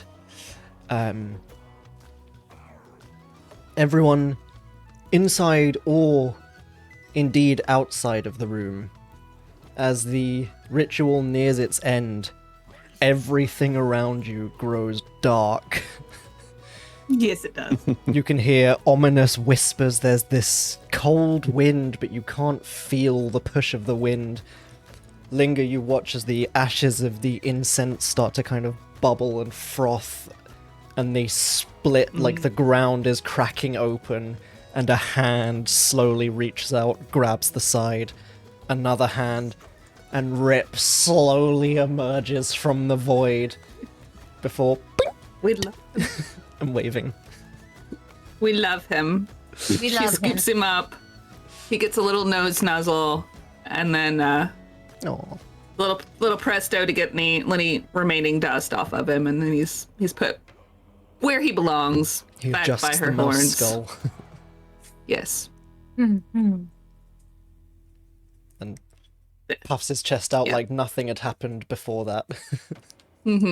What happened? They have an agreement. We don't talk about the little We don't the talk about oopsie. him We don't talk dying about from drow poison that he drank. No. Just a small oops. Well, kind of. We'll discuss like if he picked up on what might be required to make our own poison. But Oh wait, actually no, he had the Mordenkainen's mind blower, didn't he? That's not the one with the poison. Yeah. Sorry, ignore me. oh well. Then we always don't do. have that. My bad, I got it confused with the other one. Don't worry, he can always come back and have the one with drop. He can always come back and have more. Have to get some more incense. All right. Linger walks out the room like nothing happened. I think if Chester's sort of rousing at this point, he sort of sees everyone standing around him and sees Mira. Oh, Mira, I had the strangest dream. You were there. And then he looks at Warden. And you were there. And then he looks at the bug. Then he looks at the bugbear. And you. I don't know who you are.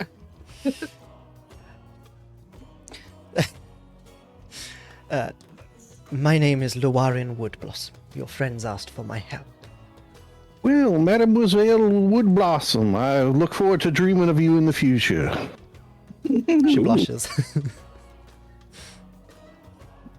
I was just checking my eyelids for holes there. Have I missed anything? Oh no, Well. Miss. Well, Mira tried to talk. I didn't try. I was successful in talking. No, I know Yeah. you are. I'm just being silly. An admirable job. Yeah, an admirable talking. Yeah, Mira just like nods, like, yes, we found some information. Also, Miss Woodblossom here knows of my friend Sem, and also has a missing friend. Also, we met some people that might have worked on the crash site cleanup, but we don't know because they didn't give us a lot of information, but they did take some bath bombs. Ooh. Just so much angrier about the bath bombs. Well, how dare they? The acceptance of the bath bombs is like a covenant, and they broke it by not being honest. Mira Obviously. is shocked that people would be dishonest with her when she gives them bath bombs. How could they? Yeah, like she feels like she offered them like something that she made with her hands and hard-earned, time, and they Oh, she. it was my last two. Oh, How dare my. May their bath bombs never foam up. May they never foam up. The deadliest of all cursed anti-foam bath bombs. Anti-foam bath bombs. Yeah, Mira's on that track. She's enjoying that. So Mira's war cry was born. No foam. Our bath bombs will blot out the sun. Yeah, we're here to defeat the sun god with foaming bath bombs. If you have enough bath bombs in the ocean, we can just permanently block out the sun. Yeah. What? Yep. Did they That's teach right. that in college? Yep. That's what my college learning got me. Good stuff. My Like education. those D&D YouTubers who try and pass off those ridiculous ideas. They're like, Uh-huh. no, it's allowed in the rules. Don't worry about it. Like the peasant railgun. Yeah. Oh, yeah. What? That's a good one. Basically, you just get a bunch of peasants in a line, and they all hand each other something in turn order, right? So if you go in turn order, and since handing something over is a free action, then theoretically, with how fast turn order goes, everyone, with everyone handing someone something all at the same time, the object will be going like Mach whatever and become a railgun. But that's not how it works.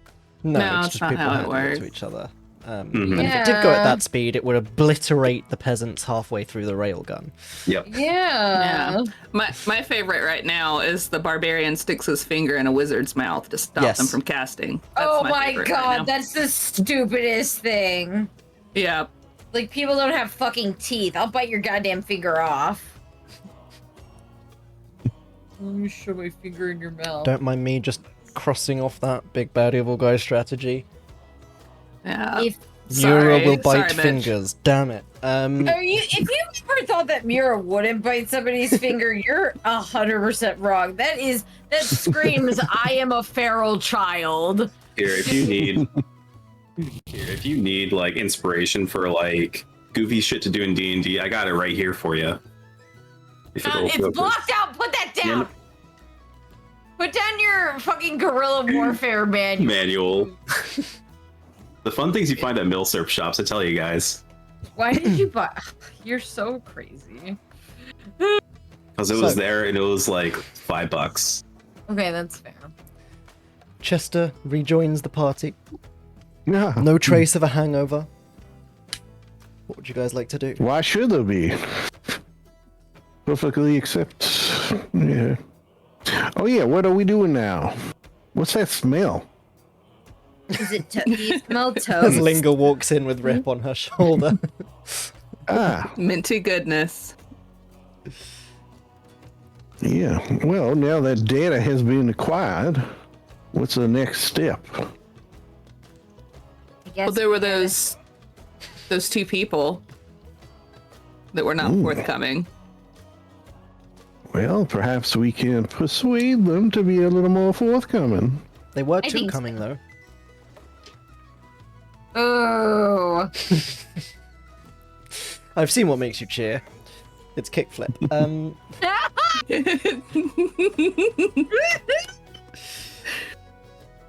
Hmm. Do you I'm think sorry. we should make him like a character in the game now? Like, Yes. But yes. What are you guys doing? Adopting Kickflip, the kobold. oh my god, That's such a good kobold name. Mhm. it that was a good really call. is, He isn't it? skateboards everywhere he goes. Radical. He's like, oh, can we get like a little Warforged one? That's like, so he's mechanical and he roller skates around.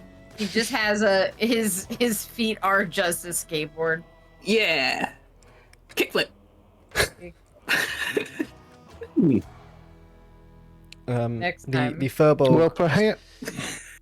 I'm going to rejoin Valok downstairs.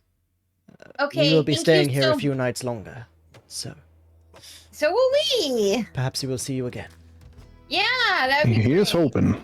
And if we don't, and you meet Sam, tell Sam I said hi. It's Mira. Don't forget. Absolutely. Yeah. He's so cool. So I hear. Tell Spanner I say hi too. Like, or tell him to tell Spanner I say hi, and the kids, obviously. Just tell him. So, you got it. Bucket Boy the Warlord. It really took What? a dramatic turn. What Yeah. What a what Throwback. callback. Go listen to Yeah. campaign 1. What? All right, so now we know Bucket Boy is actually behind all of this Bucket Boy is automaton the sun nonsense. god. Oh my god. I was about to say, is Bucket Boy the sun god? Born from flame, returns to flame. Yes. My little southern bucket boy. He Are sounds you my like, That's a mother? strange one shot. in retrospect, he sounds kind of like Ted Lasso. Like, it's that same cadence. Oh man. So, the furbolg Oh, takes Yes, leave. yeah, should we perhaps venture forth into the city and try to find these two individuals? You know which direction they went? Oh, they're downstairs. Well, they were Did they leaving, leave? weren't they? Oh. But it's a town of gnomes. We're looking for a dark green tiefling and a ebony onyx dragonborn. Surely. Well, that will help matters. Yeah, why don't I head on down these stairs and perhaps out into the street, and then perhaps I can. I was gonna say maybe their clothes were squeaky because the tiefling was wearing really tight clothes. So maybe he kind of. was wearing really tight leather. You know, we'll follow the sound of squeaks. Yeah. You find a den of mice. Ah. Excuse me, mice, have you seen these two individuals? The mice do not answer, for they are mice. I can't speak with it. No. It has to be the guys from the little mice Demon from Slayer. Demon Slayer, Mitch, which you should know. The muscle. Yeah. Excuse me, Mars. Have you ever seen these individuals? Oh my god, amazing. Oh my god. Okay, you head outside into the town. And are once again greeted by the sight of gnomes and contraptions and various other races scurrying this way and that. I'm not really expecting to see anybody. He's going to keep his eyes peeled for thieves' cats and signage or, secret little notes or whatever like that. Give me just either because a when you- perception or investigation check. Because, you need to find someone. Thieves are often a good way to go about that.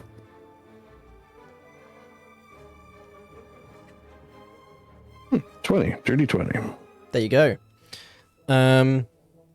Okay. You make your way around for a while.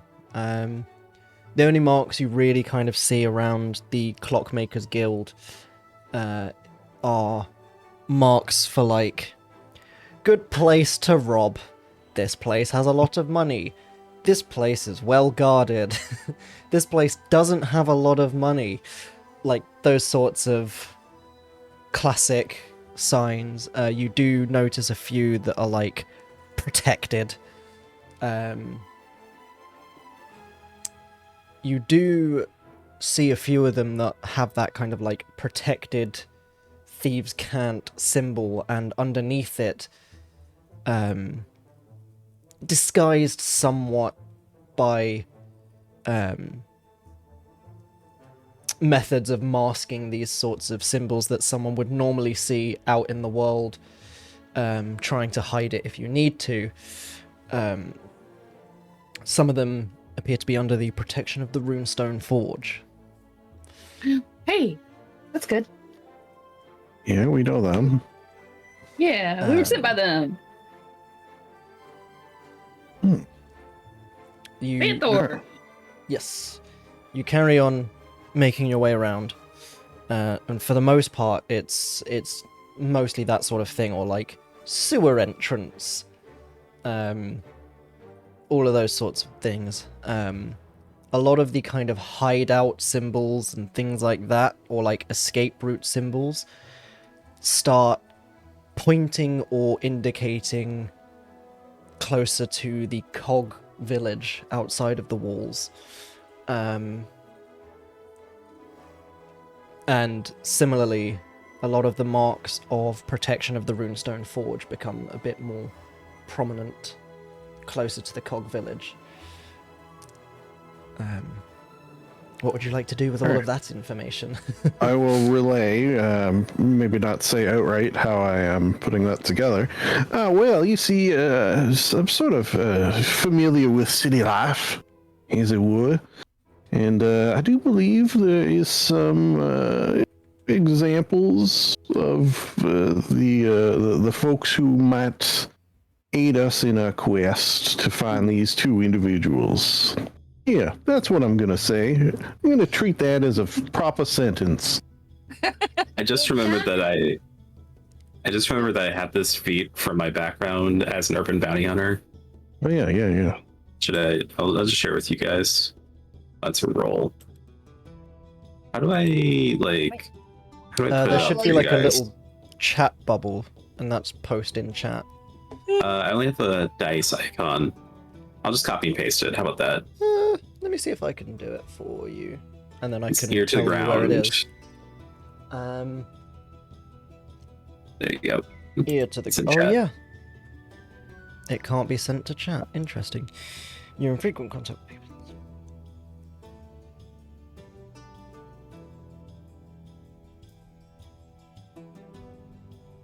I forget I have this because I haven't used it in a while. Yeah.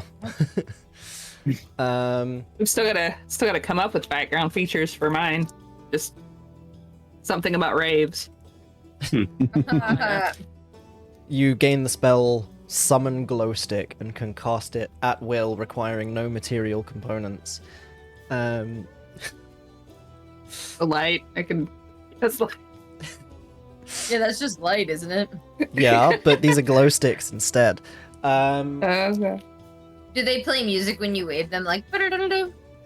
Yeah, but I only think- I while think- you're waving them. I think her background feature should be that she knows how to find really good parties. Yes. I think so too. Yeah. Okay, so are you using this ear to the ground feature? Yes. Okay. Between yourself and Chester, you do manage to find your way to almost like a sheriff's post, effectively. It's this kind of smallish building, and there is a board outside with what seems to be some kind of like small local bounty, as you know, kill these rats in my basement, and this guy stole my crops. Can you find him and bring him back? And like those sorts of minor bounties on the board on the outside, but you can see there are people actively entering the building, some leaving, holding pieces of paper. I mean, you can see they've definitely clearly not come from that board.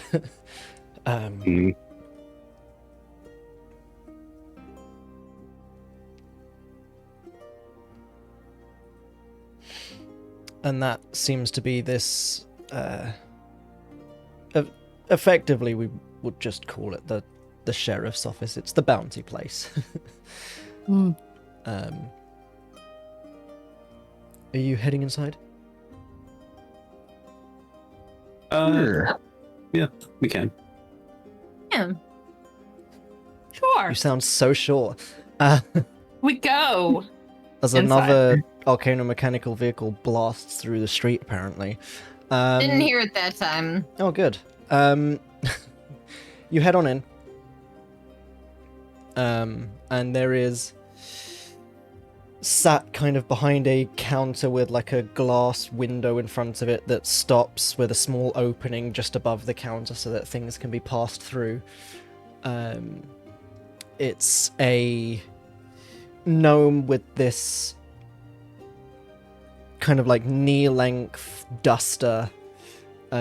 He's kind of leaning back in this chair. He's pulled the duster open enough that while he's leaning back, you can see this kind of harness across his chest with two arcanomechanical guns from the looks of things. They're not necessarily the wildest and rarest things to see, but they're certainly not an amazingly common experience seeing this sort of firearm weaponry. But he has a pair of them on this kind of like crossed holster on his chest and a ridiculous cowboy hat on his head. Nonsense. No cowboy. I found my backup character. Smoking an outrageously large cigar as you Oh wow. enter in. That's my backup character. And he leans in towards the counter and, well, howdy. How can I help you today? Greetings. Bill. Me and my compatriots here are looking for, well, actually quite a few people. We represent, and I will add, I am one of the founding members of Abracadabra. And quite often we are given tasks to do in the form of adventures. One of which, in this case, is finding several people. I have a list here. He's going to produce a list that he's swiftly writing. I need to find these individuals for a host of reasons. Some mundane, like inheritance from a dead uncle. Some a little more nefarious, like they have committed crimes, and I need to bring them to justice. Right. And he kind of holds out a hand for the list. Here you are. And, any of them in this city? Well, two are for sure, and he points to the two who stiffed Mira with the bath bombs. These are the nefarious ones that must be brought to justice.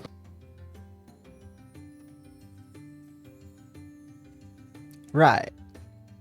I gave them bath bombs and then they didn't. They weren't nice. They didn't give me information. It would Yeah. be a fair trade, but like. And that is Yeah. the least of their crimes, or the most, depending on who you ask, I suppose. He Yeah. chuckles a little bit. That doesn't surprise me. I hear they might have connections to an underground guild of thieves. Oh, my. Why? That, I do not like the sounds of that at all. So evil. Yeah, thieves are horrible. Evil!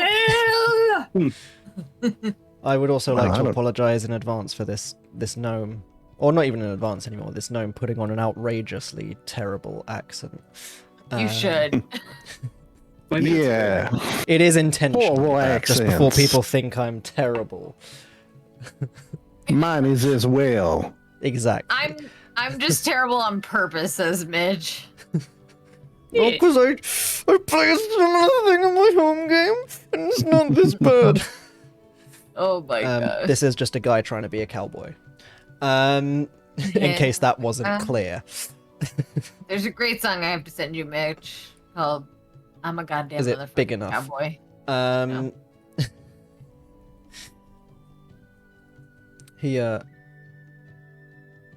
Now, I can't rightly give you their whereabouts, because I'm afraid I don't know it.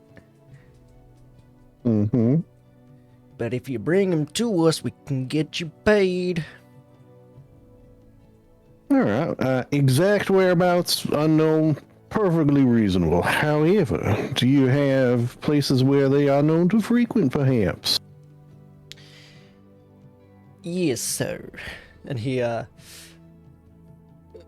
of slides a large map board on wheels across behind him, stretches out a pointer, slaps it on.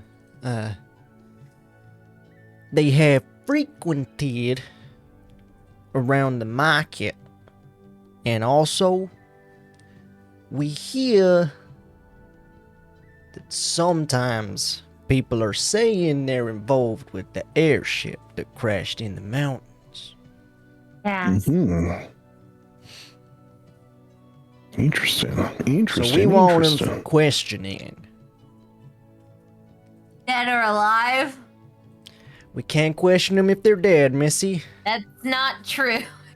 Yeah, you just need a cleric, and That is true. but I guess if you don't have, oh man, I was starting to go into your accent there for a second.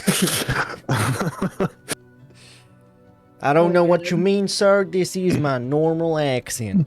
This is my Of course. voice. Ditto. My mommy gave birth to me Praise speaking Pilgrim. like this.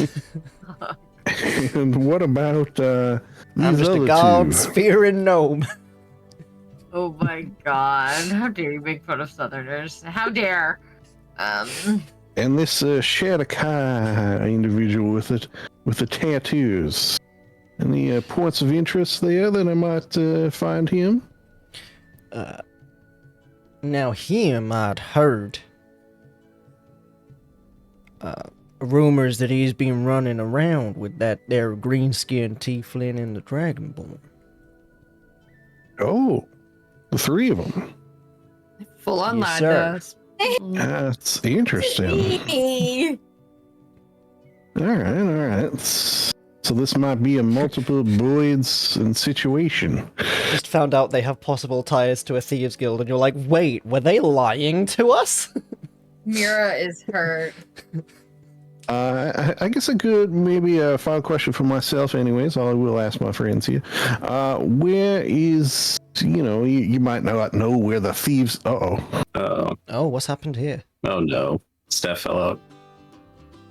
Oh, Are we all who Cool. we normally are? no. We're going to take a while though. Hold on. Okay, Oh, while you fix This that... time we actually seem to have possibly stayed in place, or OBS is frozen. What Yes, happened? all the cameras are I frozen. just- Perfect. Sorry. It just kicked me. Did that happen to everyone or just me? Just sure. No, just you. Great. Love that for me. My OBS has now frozen all the cameras, which is fun. Oh no, we're back. We're back. Cool. We're so bad. Everything good? And better than ever. Whoa! This is What is wild to happening? watch. Yeah. Okay, OBS is happy now. Well, if it's happy, I'm happy. But Uh, not. No, I'm joking. So, Yeah, sorry, this is the Office and- of Bounty Surveys is happy. As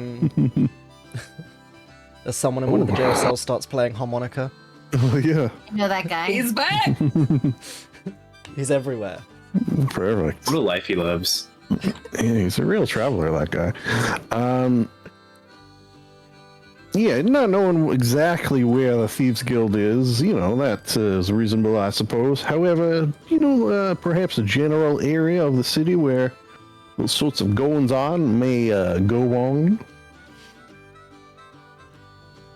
Yes, sir. That'll be around that similar sort of area, that sort of marketplace area in the Cog Village. Oh, I saw you pinging on this map. You're a fellow As cartographer? he whacks it with the pointer. Thank you. This is a fine map, I might say. I did not draw it, sir, and I cannot rightly take credit for it. Oh, very honest of you. I expect Finally, nothing some less. honesty in this city. Yeah, I wish we had a bath bomb for you, for your honesty. You know what? I'm going to put it on a list, and next time you have something, I'm going to buy myself a handful, and I'm going to come back and give one just for you. Thank you kindly, Need sir. some honest. I gotta get some more supplies, but I think I could get them at the marketplace. So this is a perfect Oh timing. my god, so many boys are going to be killed by so many stones here. It's going to be incredible. It's going to be a goddamn bird massacre. A bird massacre.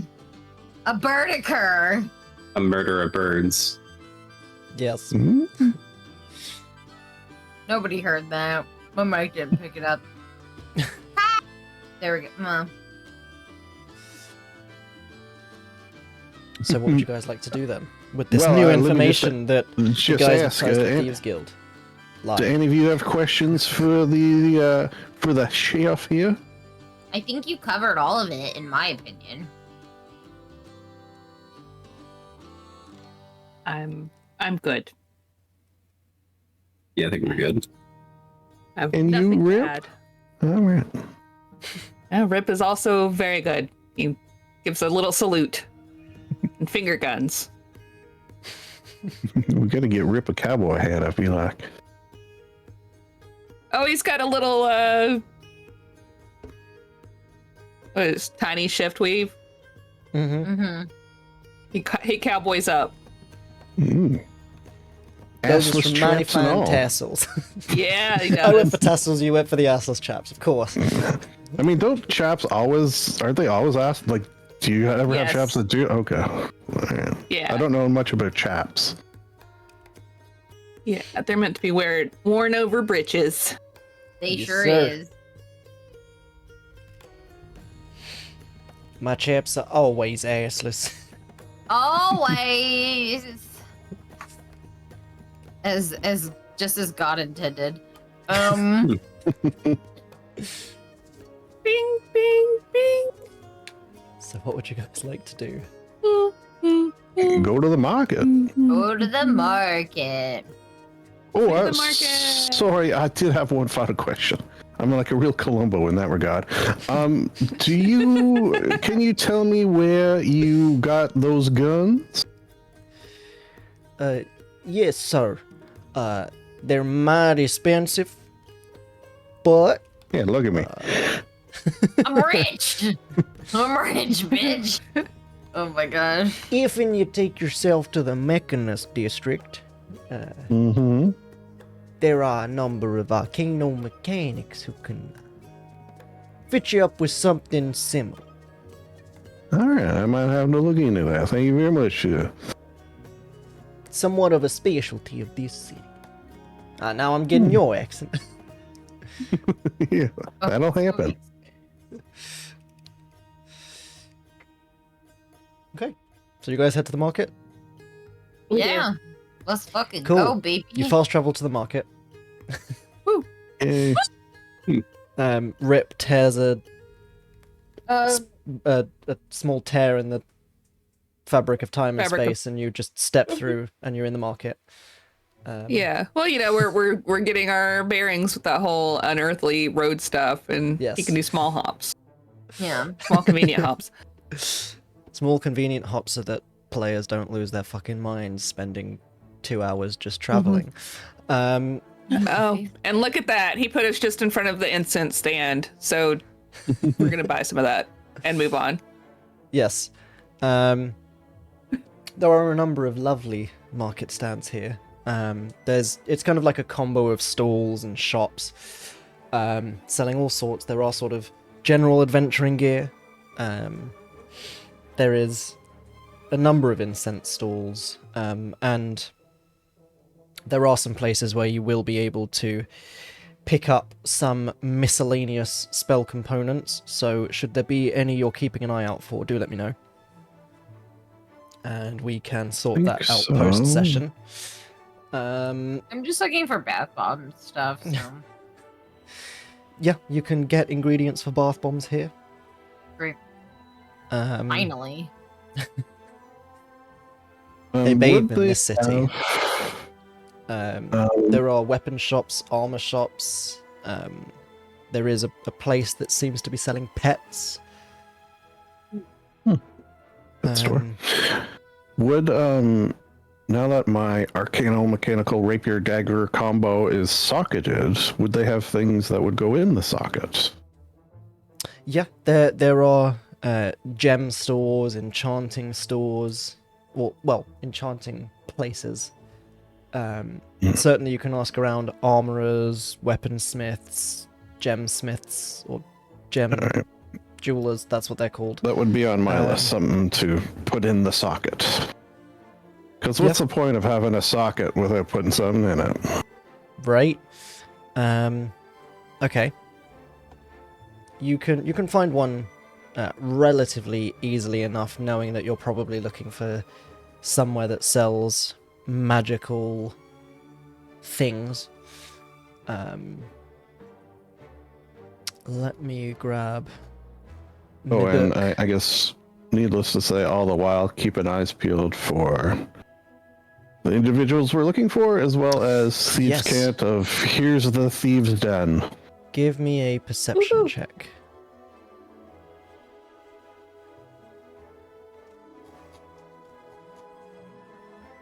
Lucky 13. There you go. Cool, I will bear that in mind while I also scour the Armorer's Handbook. By Heavy Arms. Real good stuff. It's where all this socketing comes from. He just really socks it to you. Cool, so while I look for that, what is other people looking for?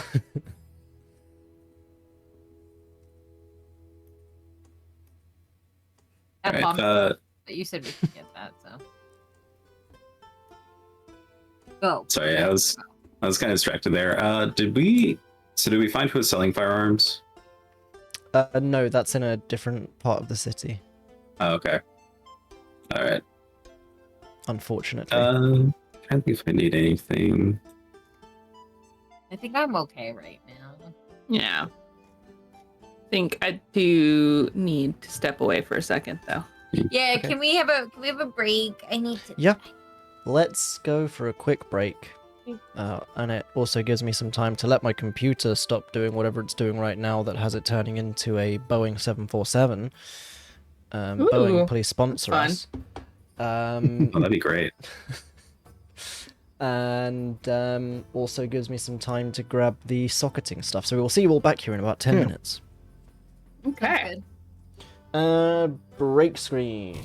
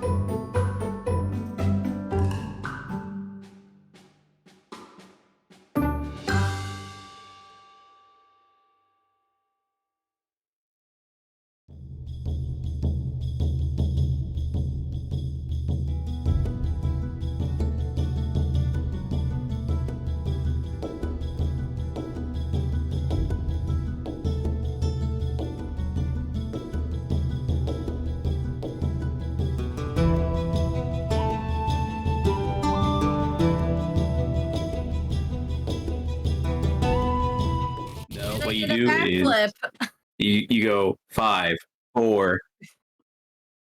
You only mouth the last ones because they can count to one themselves.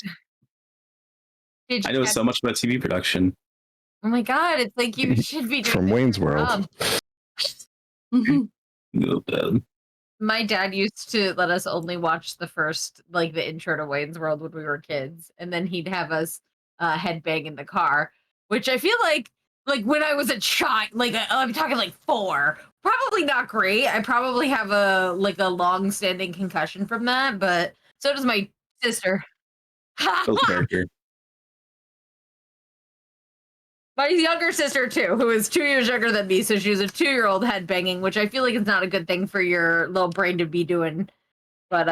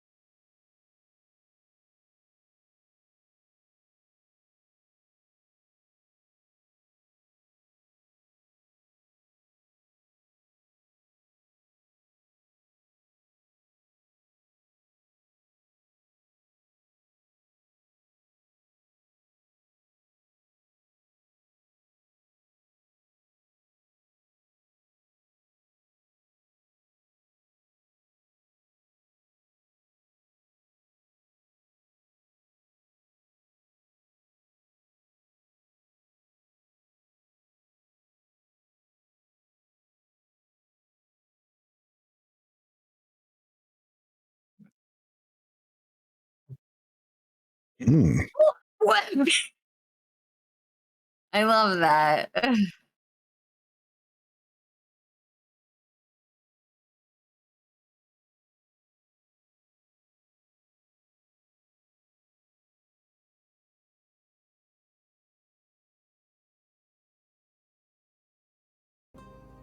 Yeah, no, it was just you, Max, and no one else. Absolutely.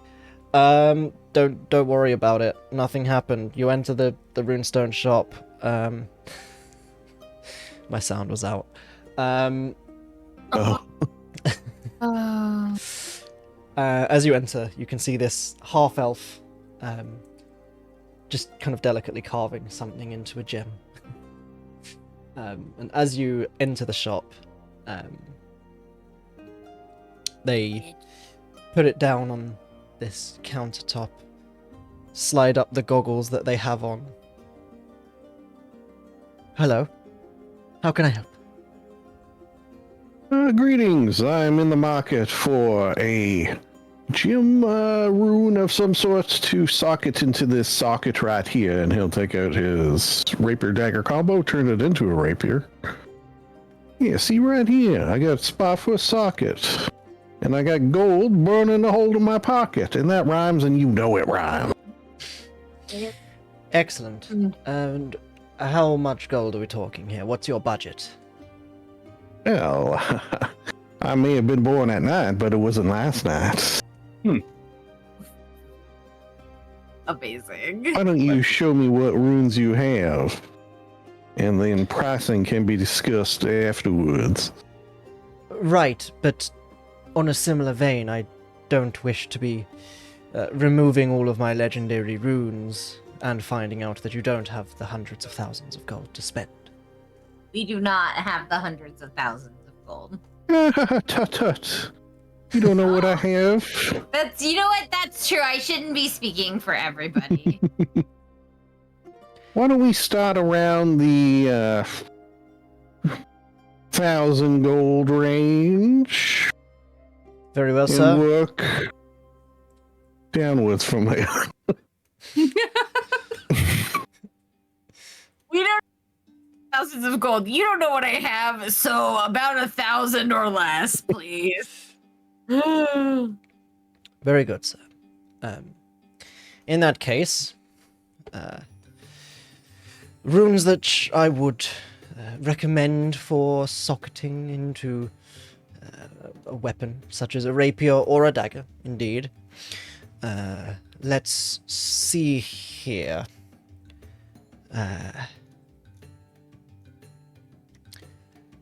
Oh, and if there's like a crap ton of them, and you want to just send me a list and I can peruse at my leisure. Ah, yes. The Armorer's Handbook should be pinned. And I should be able to ping it to you. Bear with me. No. Flagship, house rules. Pinned messages. Alchemy and herbalism, crit roll, simultaneous initiative, stacking advantage, healing potions. The armorer one should be in here, and it doesn't seem to be. Oh, same person who made the... Here we go. And... it's not there. I will send it to you after the session. Cool. I assume I will buy one. But you never know. Life is a mystery. But yeah, there's some cool stuff for the stream who are wondering. There are things like Berserk or Berserker rune, where you can spend hit dice to do more damage with your weapon. There is a cat rune that you can socket into a weapon, so whilst holding the rune you can use, I think it's either an action or a bonus action to give yourself dark vision. Things like that are pretty cool. Or Earth Shaker. But I think that's for armor, off the top of my head. But yes. Chester places his order, and you leave the shop to have the rune prepared, ready for socketing. we'll deal with it that way. That's what's happening. Yeah. And you head back out into the market proper. You did give me a perception check, which was Yeah, lucky 13. 13. I mean, they're not necessarily hiding from anyone at the moment. As you exit the gem shop, you can see across the way, kind of walking side by side through the crowd towards one of the more ramshackle-looking general goods stores, appears to be a green tiefling and a black dragonborn. And they're kind of like purposefully striding through the crowd very pointedly towards this shop. He's gonna clock them and keep his eyes on them while tapping his closest party member on the shoulder, whoever that might be. You poke Mura in the eye.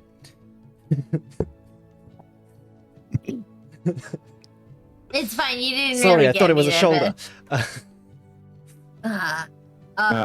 Those are the gentlemen in question, if I do say so myself.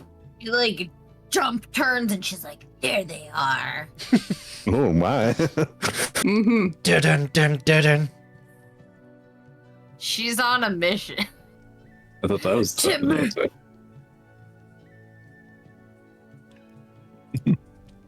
Yeah, Mira's like, we got him.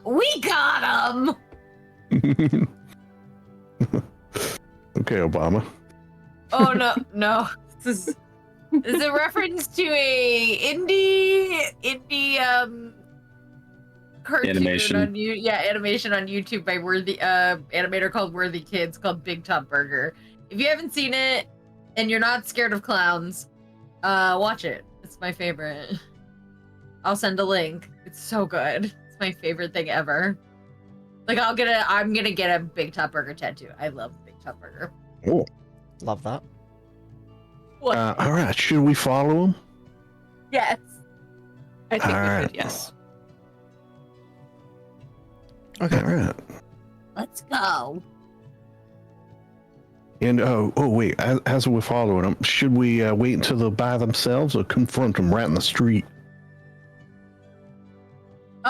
Mira's like, I think we should what do you think, Chester, Warden, and Linger, and Rip? I would confront them in the street if I could, but I don't think that would probably not the best idea. Maybe in the shop. Yes, let's get somewhere a little more private. This is Of not course, the- Rip's suggestion. We don't want to take his suggestion. Also, seeing where they're headed may pay off. It's true. Says Chester as they enter in through the doorway of the shop. Oh. Like the shop we're in? No, the shop they were heading towards. Okay. What shop is it? Can we tell from here? Sorry? What kind of shop is it that they entered? Oh, it's just like a ramshackle general goods. Yeah. If this is the song I think it is, I know what's coming next. He's everywhere. He's everywhere. He's bust out of prison. All right. Well, they're in the shop. Shall we proceed? Yes. Does everyone have their mage armors on, I assume? Just in case. Yes, I do. Leave so. Well, should. All right. It may have expired by now, but It may only because of real time. Yeah. According to the conditions log, you both don't, but I know that sometimes when Mura does it, it doesn't actually show. So, Well, it also times out after 8 real hours, and it's been 2 Yeah. weeks. So Oh, damn. that's interesting. It's carried over before. Oh, I It's have my supposed to spell tick slot down with marked rounds, off. I swear. Huh, weird. Put No. it on.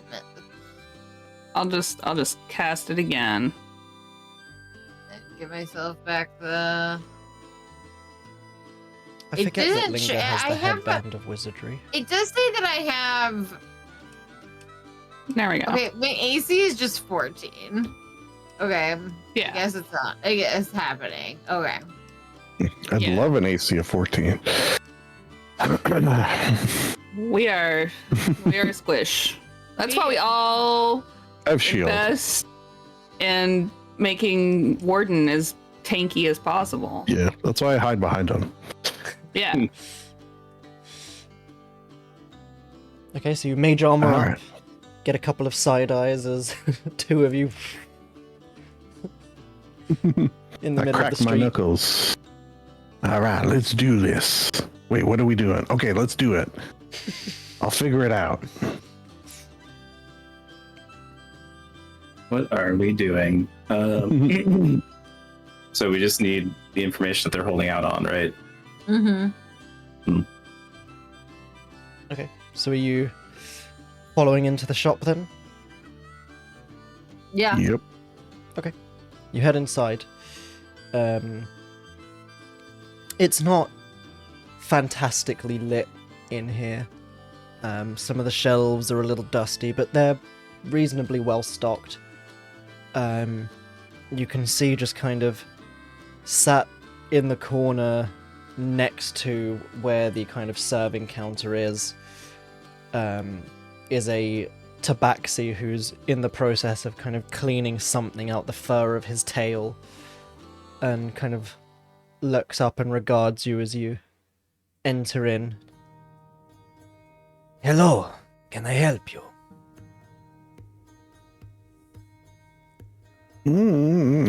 Yes. I mean, no, I'm just browsing. What are you in the market for? For browsing purposes mostly. It's a day off. We're just kind of shopping around. Yes. Yeah. Let me know if you We're see anything you shopping. like. I like my friends, but yeah, thank you. It's very sweet. Aww. And he leans back in the chair and goes back to picking at the tail. Are the two individuals in here with us? You don't see them. Oh, shit.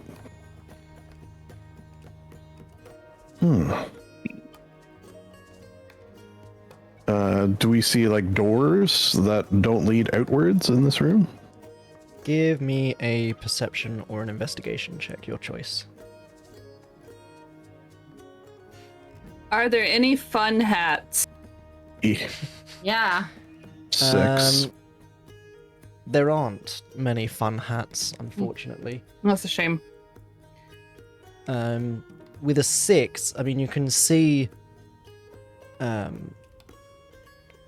behind the counter there seems to be like some sort of curtain that would lead into presumably the storeroom behind. But other than that, it looks like a shop. Okay, And then he's the going mimic eats you to all.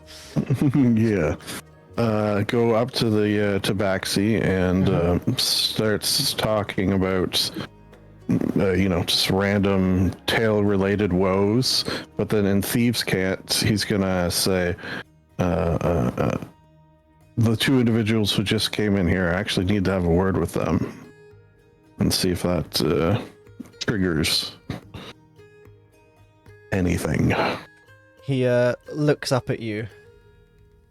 Certainly, sir, if that's the sort of thing you're looking for, we can order in for you. And kind of back to you as well, just A lot of people are looking for a lot of people. I'm afraid that doesn't really narrow it down. With that, he picks up like a piece of string from a shelf and said, gonna get it. "That would be good, actually." And he's Damn it, gonna foiled again. say, "Here you are for the string," and he's gonna slide over 5 gold. Perhaps that will aid in what I am looking for. He kind of squints at you with one eye. You're not the bounty hunter, are you? You know you have to say if someone asks. Yeah. Do I look like a bounty hunter? No. How would I know the ways of our people? And then he does the old nose rub. Classic. All thieves know that one. Of course. Mm-hmm.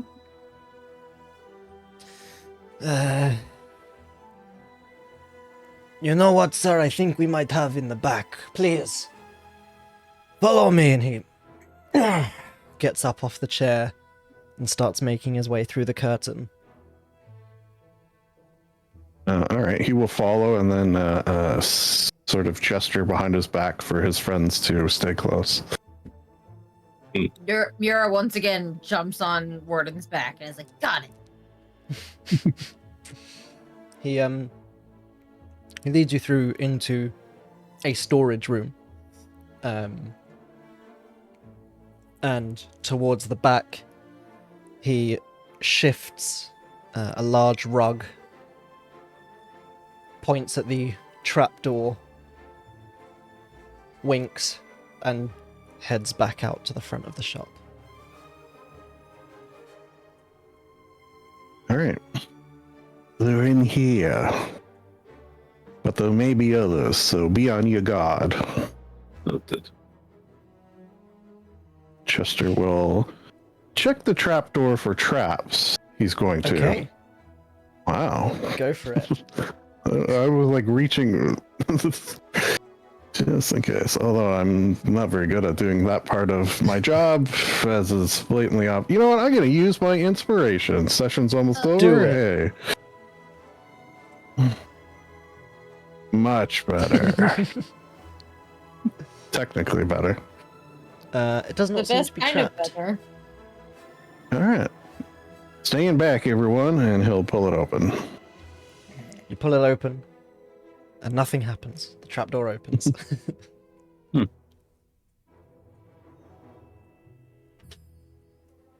All right. After me? Question mark. There is like a stone ladder that's effectively been carved into a shaft leading down. It is not at all lit in this shaft, so once the trapdoor closes, there is no light until you reach the bottom from the looks of it. Been a while since we've all been in the dark. I can't remember. I know I have dark vision. I do not, but who doesn't? Who doesn't have it? I do not. I can't remember. I got it. Nice. I don't think so. I don't think Yeah, you- Warforged have dark vision, Don't think so. because I had one in the previous No. game ask if he could get a night vision upgrade for his And eyes. I don't have this. I don't have the spell prepped for today, so just if Chester will allow it, Linger will just like put a hand on his shoulder blade to guide, Here? maybe. Mira will I mean- ratatouille Warden. Oh boy, I've always wanted to be ratatouille. All right. Everyone be quiet. And keep your ears peeled as well. Maybe we can use some conversation as we progress. You make your way down the ladder, slowly, cautiously, and you reach kind of a small tunnel which goes forward no more than kind of 10-20 feet before opening up into a larger chamber. Not too dissimilar to the chamber that was beneath the previous location when last you encountered members of the Runestone Forge, as Linger begins to recognize the runes placed around the walls and ceiling as can we similar see now? kind of... Yes, as it opens up. Okay. There is light. There are runes for light. There are runes for kind of like structural protection, so that this could be carved out and hollowed out without everything above it collapsing. And again, there's very similar runes to previously. There is a small forge under here. There are those similar cleansing runes above it, and runes of kind of like minor silencing, so not like it's no one in here can speak or hear and people can't cast spells. It's more like if people are talking at normal volumes or shouting or there's a fight, the people above ground aren't going to be hearing things, or if something goes wrong, people won't hear things. There is a small kind of gathering area almost with a makeshift bar, and you can see sat at one of the tables are the green tiefling and the black dragonborn, amongst various other rapscallions. All right. Well, we did good last time. If we all just sort of blend in, for a second I thought we were being led into an ambush, but it does not seem to be the case. So that's nice.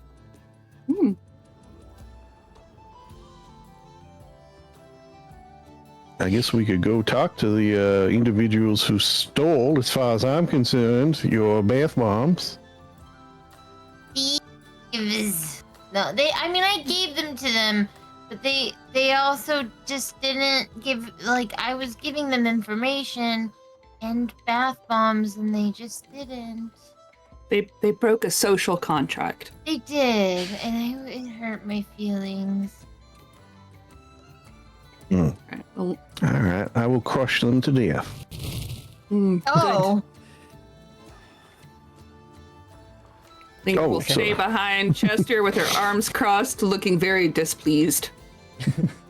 And as well, I mean, recognizing this sort of layout and vibe as similar to the Runestone Forge, you do have those runestones that you were given by Bantha, which identify you as helping with the Runestone Forge. One thing I don't remember, and I don't even know if we would know, was the runestone from Bantha. Like, is he the head of this guild, or just the head of the guild in that city? You don't know. Okay. Yeah. I mean, from Chester and from his experience and everything that would assist him in knowing these sorts of things, he certainly was in charge there. Whether he's the head of the guild, whether that's the guild headquarters, you don't know. Simply because you just don't know enough about the Runestone Forge as it stands. Yeah. Kind of more a curiosity than anything. Yeah, Out of no, of character course. curiosity. But it's also you know, okay. like, given background and what your character is, you'd probably be able to tell he was at least in charge. I mean, most people could tell he was at least in charge there. Yeah, that I assumed. Okay, cool. All right, well, he's going to step up to these two individuals, loom over them a little bit with angry people behind him. Gentlemen, oh, we meet again, I see. Interesting to find you here. The green tiefling turns around. I'm sorry, I don't believe I've ever met you before in my life. Oh, yes. Well, I suppose we haven't been formally introduced. I am Chesterfields. And I was at the airship, the crashed... Yeah. Oh, I almost had it, I feel like. Crashed airship? What was it called? The bar? Oh, it was like a from the barrel. tip of... The Errant Airship. Errant airship. Yes. Sorry, I thought you were okay. talking about the actual crashed airship. I was like, No, I think no, I no. gave you the name for that. We were at the Errant airship. I just had myself a little nap as you talked to one of my friends here. And he gestures at Mira. Oh, I waves. see. Hello again. Hi. I gave you some bath bombs responds, and I asked for some information in return, and you never reciprocated. Well, I'm terribly sorry. No, you're not. You don't really know who you can trust these days. And I have my bath bombs back. I'm more than happy to provide you some payment for them. I thought you were simply giving them to us. This is. You're breaking, Mira. I hope you're happy. Assholes. So cute. She just like nuzzles her head into Warden's shoulder. While she says it is okay, I Here. would And he holds out say that a it small is pouch. not okay. And he pushes the pouch back. Fair enough. Well, in that case, Sorry, I'll have to make it last time up you to you some other way. How can Last I be time of you met me assistance? before the muscle was here. Yeah. Yeah. What brings you to the Runestone Forge, friends? Business and pleasure. Oh, some of which could be aided if you were to actually answer the questions my friend here asked earlier on. Well, That of would be course, most I- kind. Didn't quite know her affiliations, and he turns his forearm over and rolls up the sleeve, and you can see he has a tattoo on his wrist of the Runestone Forge symbol. Brothers in arms, I see, and he'll show their his rune. See, now, if this had been shown earlier, we could have avoided all of the unpleasantness, couldn't we? What is it you want to know? The Shadow Here, why don't Kai? you handle? Yes, that is it. Very well. Mhm. The Shadow Kai was an associate of ours. We ourselves, and this is the truth, do not know what has happened to him recently. He has, we believe, been abducted. Some of that going around, apparently. Yes. We were sent to recover the crashed airship and assist on the works by our mutual benefactor, it seems. Oh, He was actually, part didn't of... he mention Sorry. that he mentioned that he sent others, actually, right? Yes, he said the Okay. cleanup Yes. crew that were sent to recover the ship were members of the Runestone Forge. Okay. He was with us at the time and had remained in the city with us for a while. We turned up to continue investigating the airship and the constructs, and he did not. We figured he'd probably got drunk somewhere or got in a fight and got beaten up somewhere and was going to return the next day, but 3 days passed and we heard nothing. Curiouser and curiouser. Quite so. Could I do an insight check on Absolutely. this individual? 14. Can I 14. also roll one? Yeah, go for it. Just make sure we only a 6. Cool. I'm also just double checking if I gave you the name of the Shadow Kai, because I don't seem to have it. Azrael, as Azriel, Azranil. Cool. Is any of this ringing a bell? That's what I have. I have two things. I have It is... Azeriel, and then I have Azin. Oh yes, Azil. Azil. There we go. Yes. Classic Um, Azil. Classic. Yes, we hadn't heard from him in quite some time, so we reported back to Bantha that Azil had been missing and that there had been a string of disappearances around the city. Originally, we chalked it up to these constructs. I'm sure you probably heard, news travels fast. We recovered the airship and brought it here. We didn't realize there were stowaways, or indeed anything that was able to survive a dragon attack and a crash. And then, that evening, 2 constructs broke out of the warehouse where the airship was being kept and attacked people in the city before escaping. Well, there were 3. 2 escaped. The other one is Bolts. And the Dragonborn kind of chuckles. I have so many questions. It's possible we have some answers. All right, well, question the first. What are your findings from retrieving this airship? Yeah, well, we start with that one. He holds out a hand and clicks. And the Dragonborn kind of turns to a small pouch that he has on his belt.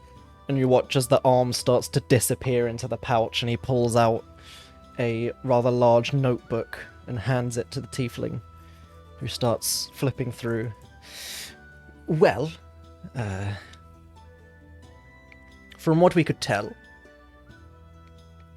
the airship was designed to mimic one which would be ferrying individuals from the Silent Isles to Bimbleduk. There is an airship dock in the city. It's not the most commonly used of the airship docks around here, but there is one nonetheless.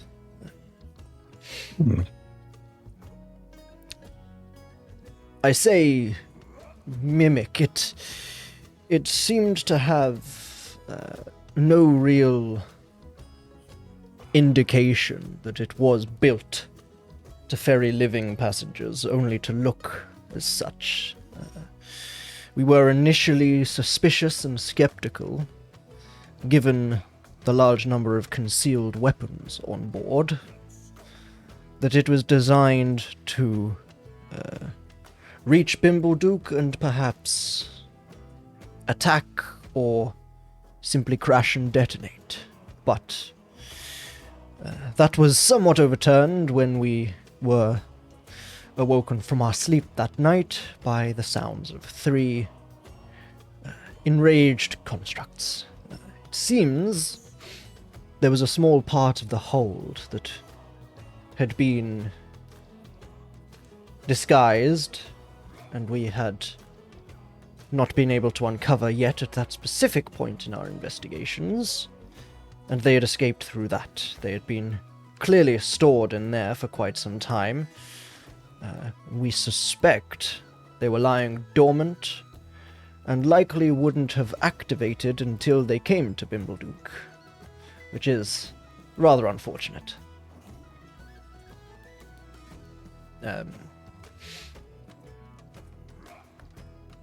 In terms of the constructs themselves, the one which we were able to defeat and destroy was certainly a sight to behold. He fought with a pair of swords, which certainly isn't the most uncommon of occurrences, but when we investigated further, underneath what we thought was the face and the head turned out to be a helmet, and it was some grotesque fusion of flesh and arcanomechanics. Chester does not look at Warden. Yeah. I believe what we were able to recover does still remain down here, and he gestures off to the side, and you can see there is kind of like a number of small alcoves We had one of our on-site arcanomechanics looking it over to see how much was human, how much was machine, whether this was something that had been grafted together to terrify people, and at the moment that's the current conclusion. There certainly doesn't seem to be many organs left inside the flesh parts. In fact, the heart had been replaced with some sort of core, which we believe, had we not dispatched it quickly enough, would have allowed it to self-destruct. Like a predator. I don't know what that is. Unless you're talking like a big cat. I don't get your movie references. What's that movie? No. What's Exactly. a movie? What am I saying?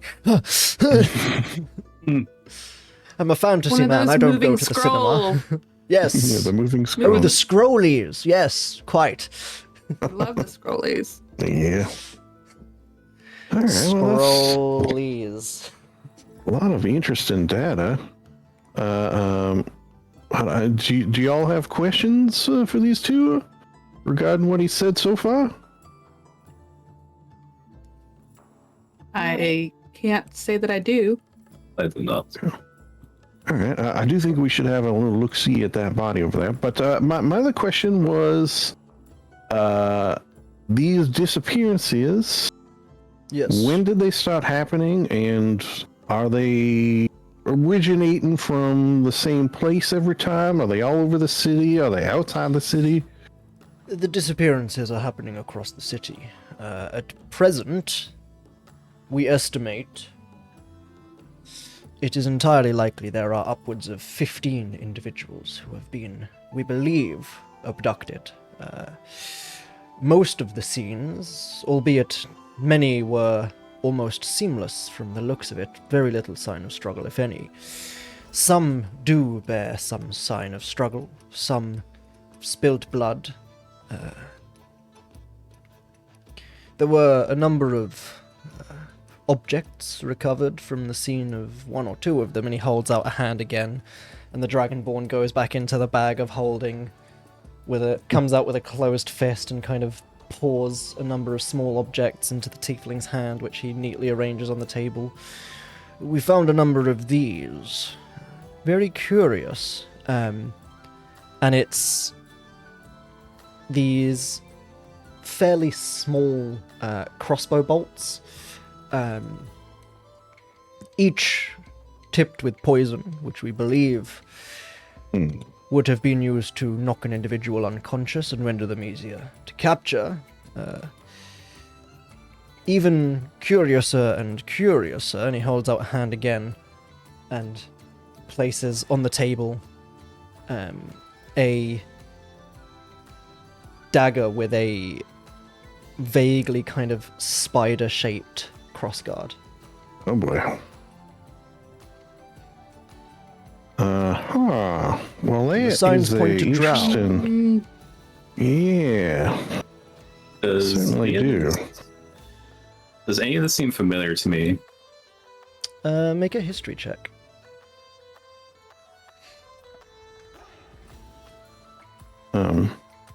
Four. Well, I guess now we know why you were working on your drow lore this week. That is actually entirely separate. Bimbleduk has been here for a while. The drow lore was because I was inspired by some stuff from Baldur's Gate 3, and it made me remember that I needed to change some stuff. Go play Baldur's Gate 3, Larian Studios, I can't remember what it is. Larian Studios? Larian. There. Sponsor us, please. Yes, we love Now I'm Baldur's Gate 3. Now I'm just gonna refuse to play it out of principle. There's so much drow stuff, Lindsay. It's so good. I have to say. Just be a drow and have everyone yell at like racist things at you, I guess. It's Play Baldur's hilarious. Gate. It's not that. It's funny the first couple of times, and then Yeah. It was great though when I walked subsequently- into a village of goblins and they were all like, "Oh God, let him through." yeah, that was good. It was but anyway, less good when. Yeah. Anyway. yes. less good with everyone else who's very racist towards Drow. Yeah.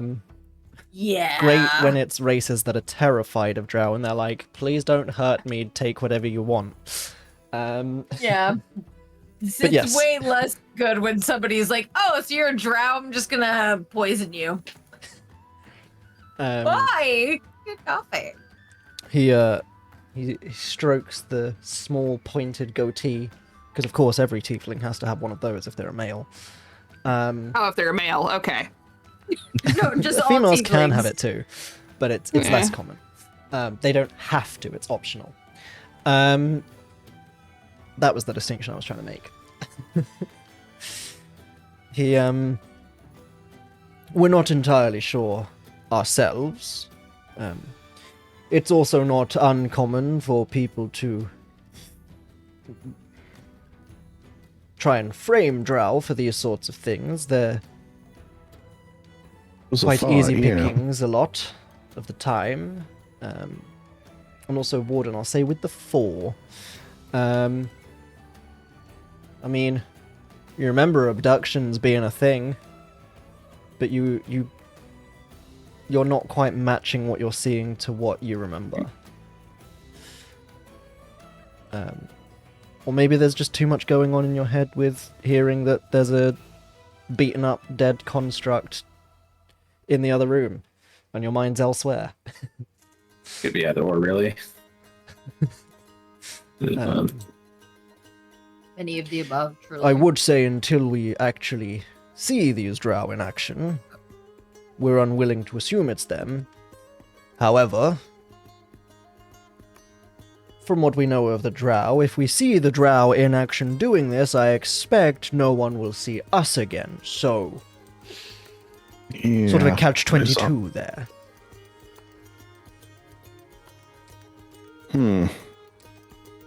Alright, well, I guess my last question, and I don't think it's necessarily going to be one you have an answer for, is how did this dragon know that this was not just a normal ship, and what, for lack of a better word, convinced it to attack? That to me is interesting. That I could not tell you, but it's not uncommon that dragons find themselves entangled with airships. There are many tales of an overzealous airship crew or overly trigger-happy airship crew who panic upon seeing the sight of, frankly, generally quite a terrifying creature, and open fire. Well, I do believe in coincidences. I don't believe in coincidences. Precisely. One doesn't live this long in our line of work without a healthy consideration of both. Yes, I don't know what you mean by our line of work. I'm a simple adventurer / bard, but yes, of course.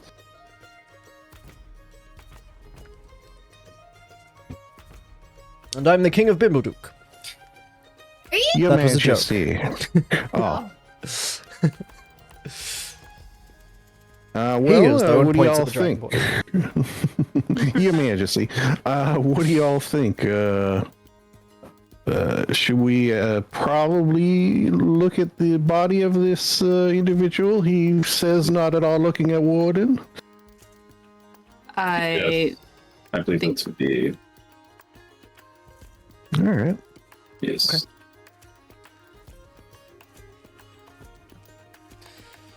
Very well. Tell them Bantha sent you. And he kind of Thank you. gestures And you. let me just one final thing. Mira, Yes. would you like an apology?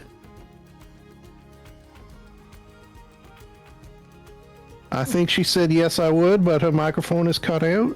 Yes, I would. I would like that. Gentlemen, if you He- would please. he She was stands a up little upset. very dramatically from the table, holds out a hand to take one of Mira's, She gives him her hand. and he kneels in front of her. You have my utmost and most sincere apologies. Thank you, sir. And rest assured, I can't read my own handwriting, That's the okay. assurance. Rest assured, if Ixoder had the capacity to speak properly, he would apologize the same. And the I believe Dragonborn you. grunts and nods and kind of bows his head in a apologetic manner. Oh my Oh, god. I just assumed he was not talking. Like he was stoic. What was his name? man. Ixoder. So it's Ixider. And Urvir the Tiefling, who introduced himself back at the tavern, is Urvir. Most gentlemanly of you, and I do appreciate it. Well, one must have some standards. This is like a real game recognized game situation, I feel. Yeah. Really? Again. Yeah. I mean, Just it as really like, does damn, I'm feel loving like these Runestone Forge guys.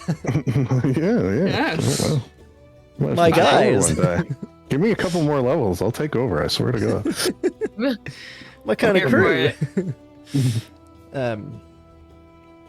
And he stands up and kind of brushes his trousers off a little bit. And perhaps once you're finished here, and if you still require further reparations, it would be my pleasure to buy all of you a drink back at the Errant Airship. Huh? As I understand, a rather famous band are in town this evening. So Oh. What Should is be quite the name of this festivities. band?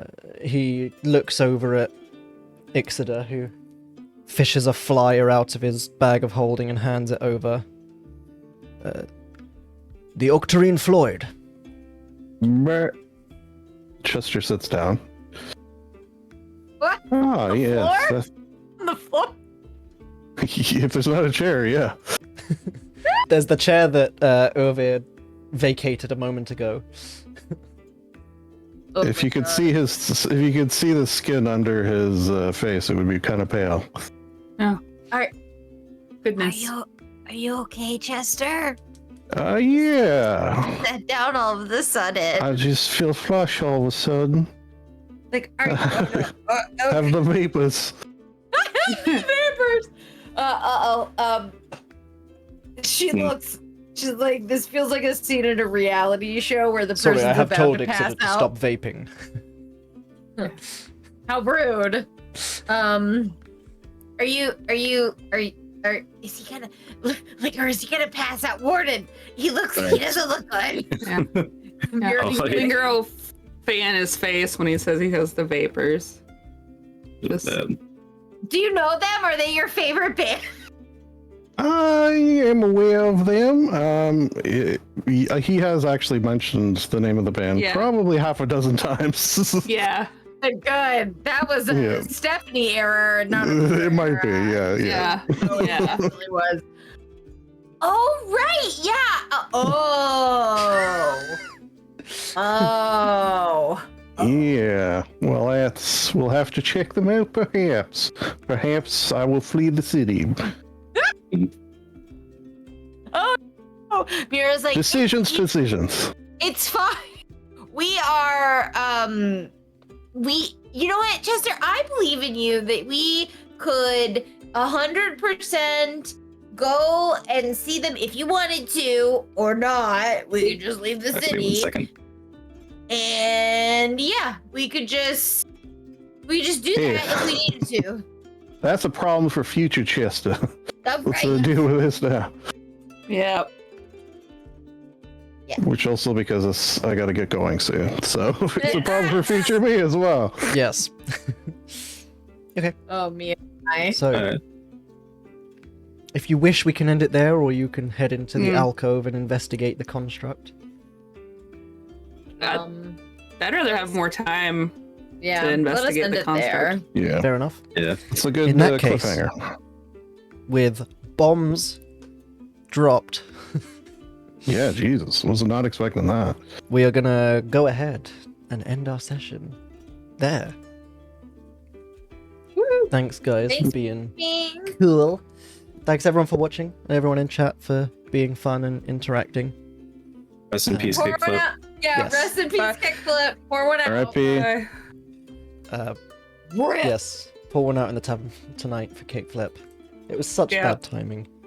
It was Bless flip kit. so flip. funny. In the middle of players getting hammered. No, it was I don't know what you're talking about. It's perfect timing. We Yeah. we also might as well at the end of the session. Thanks for the follow, Chunky Cheese, and Rip Riley with the 9-month resub, Yeah, and the Libro Cube commitment. with the 6-month resub. Yo, Who that guy? Who that is? who's that guy? I don't know, just some guy, I guess. Sounds cool though. We love that guy. Both Prime resubs. I see how it is. What else am I going to use it on? I don't go on Twitch. No, of course.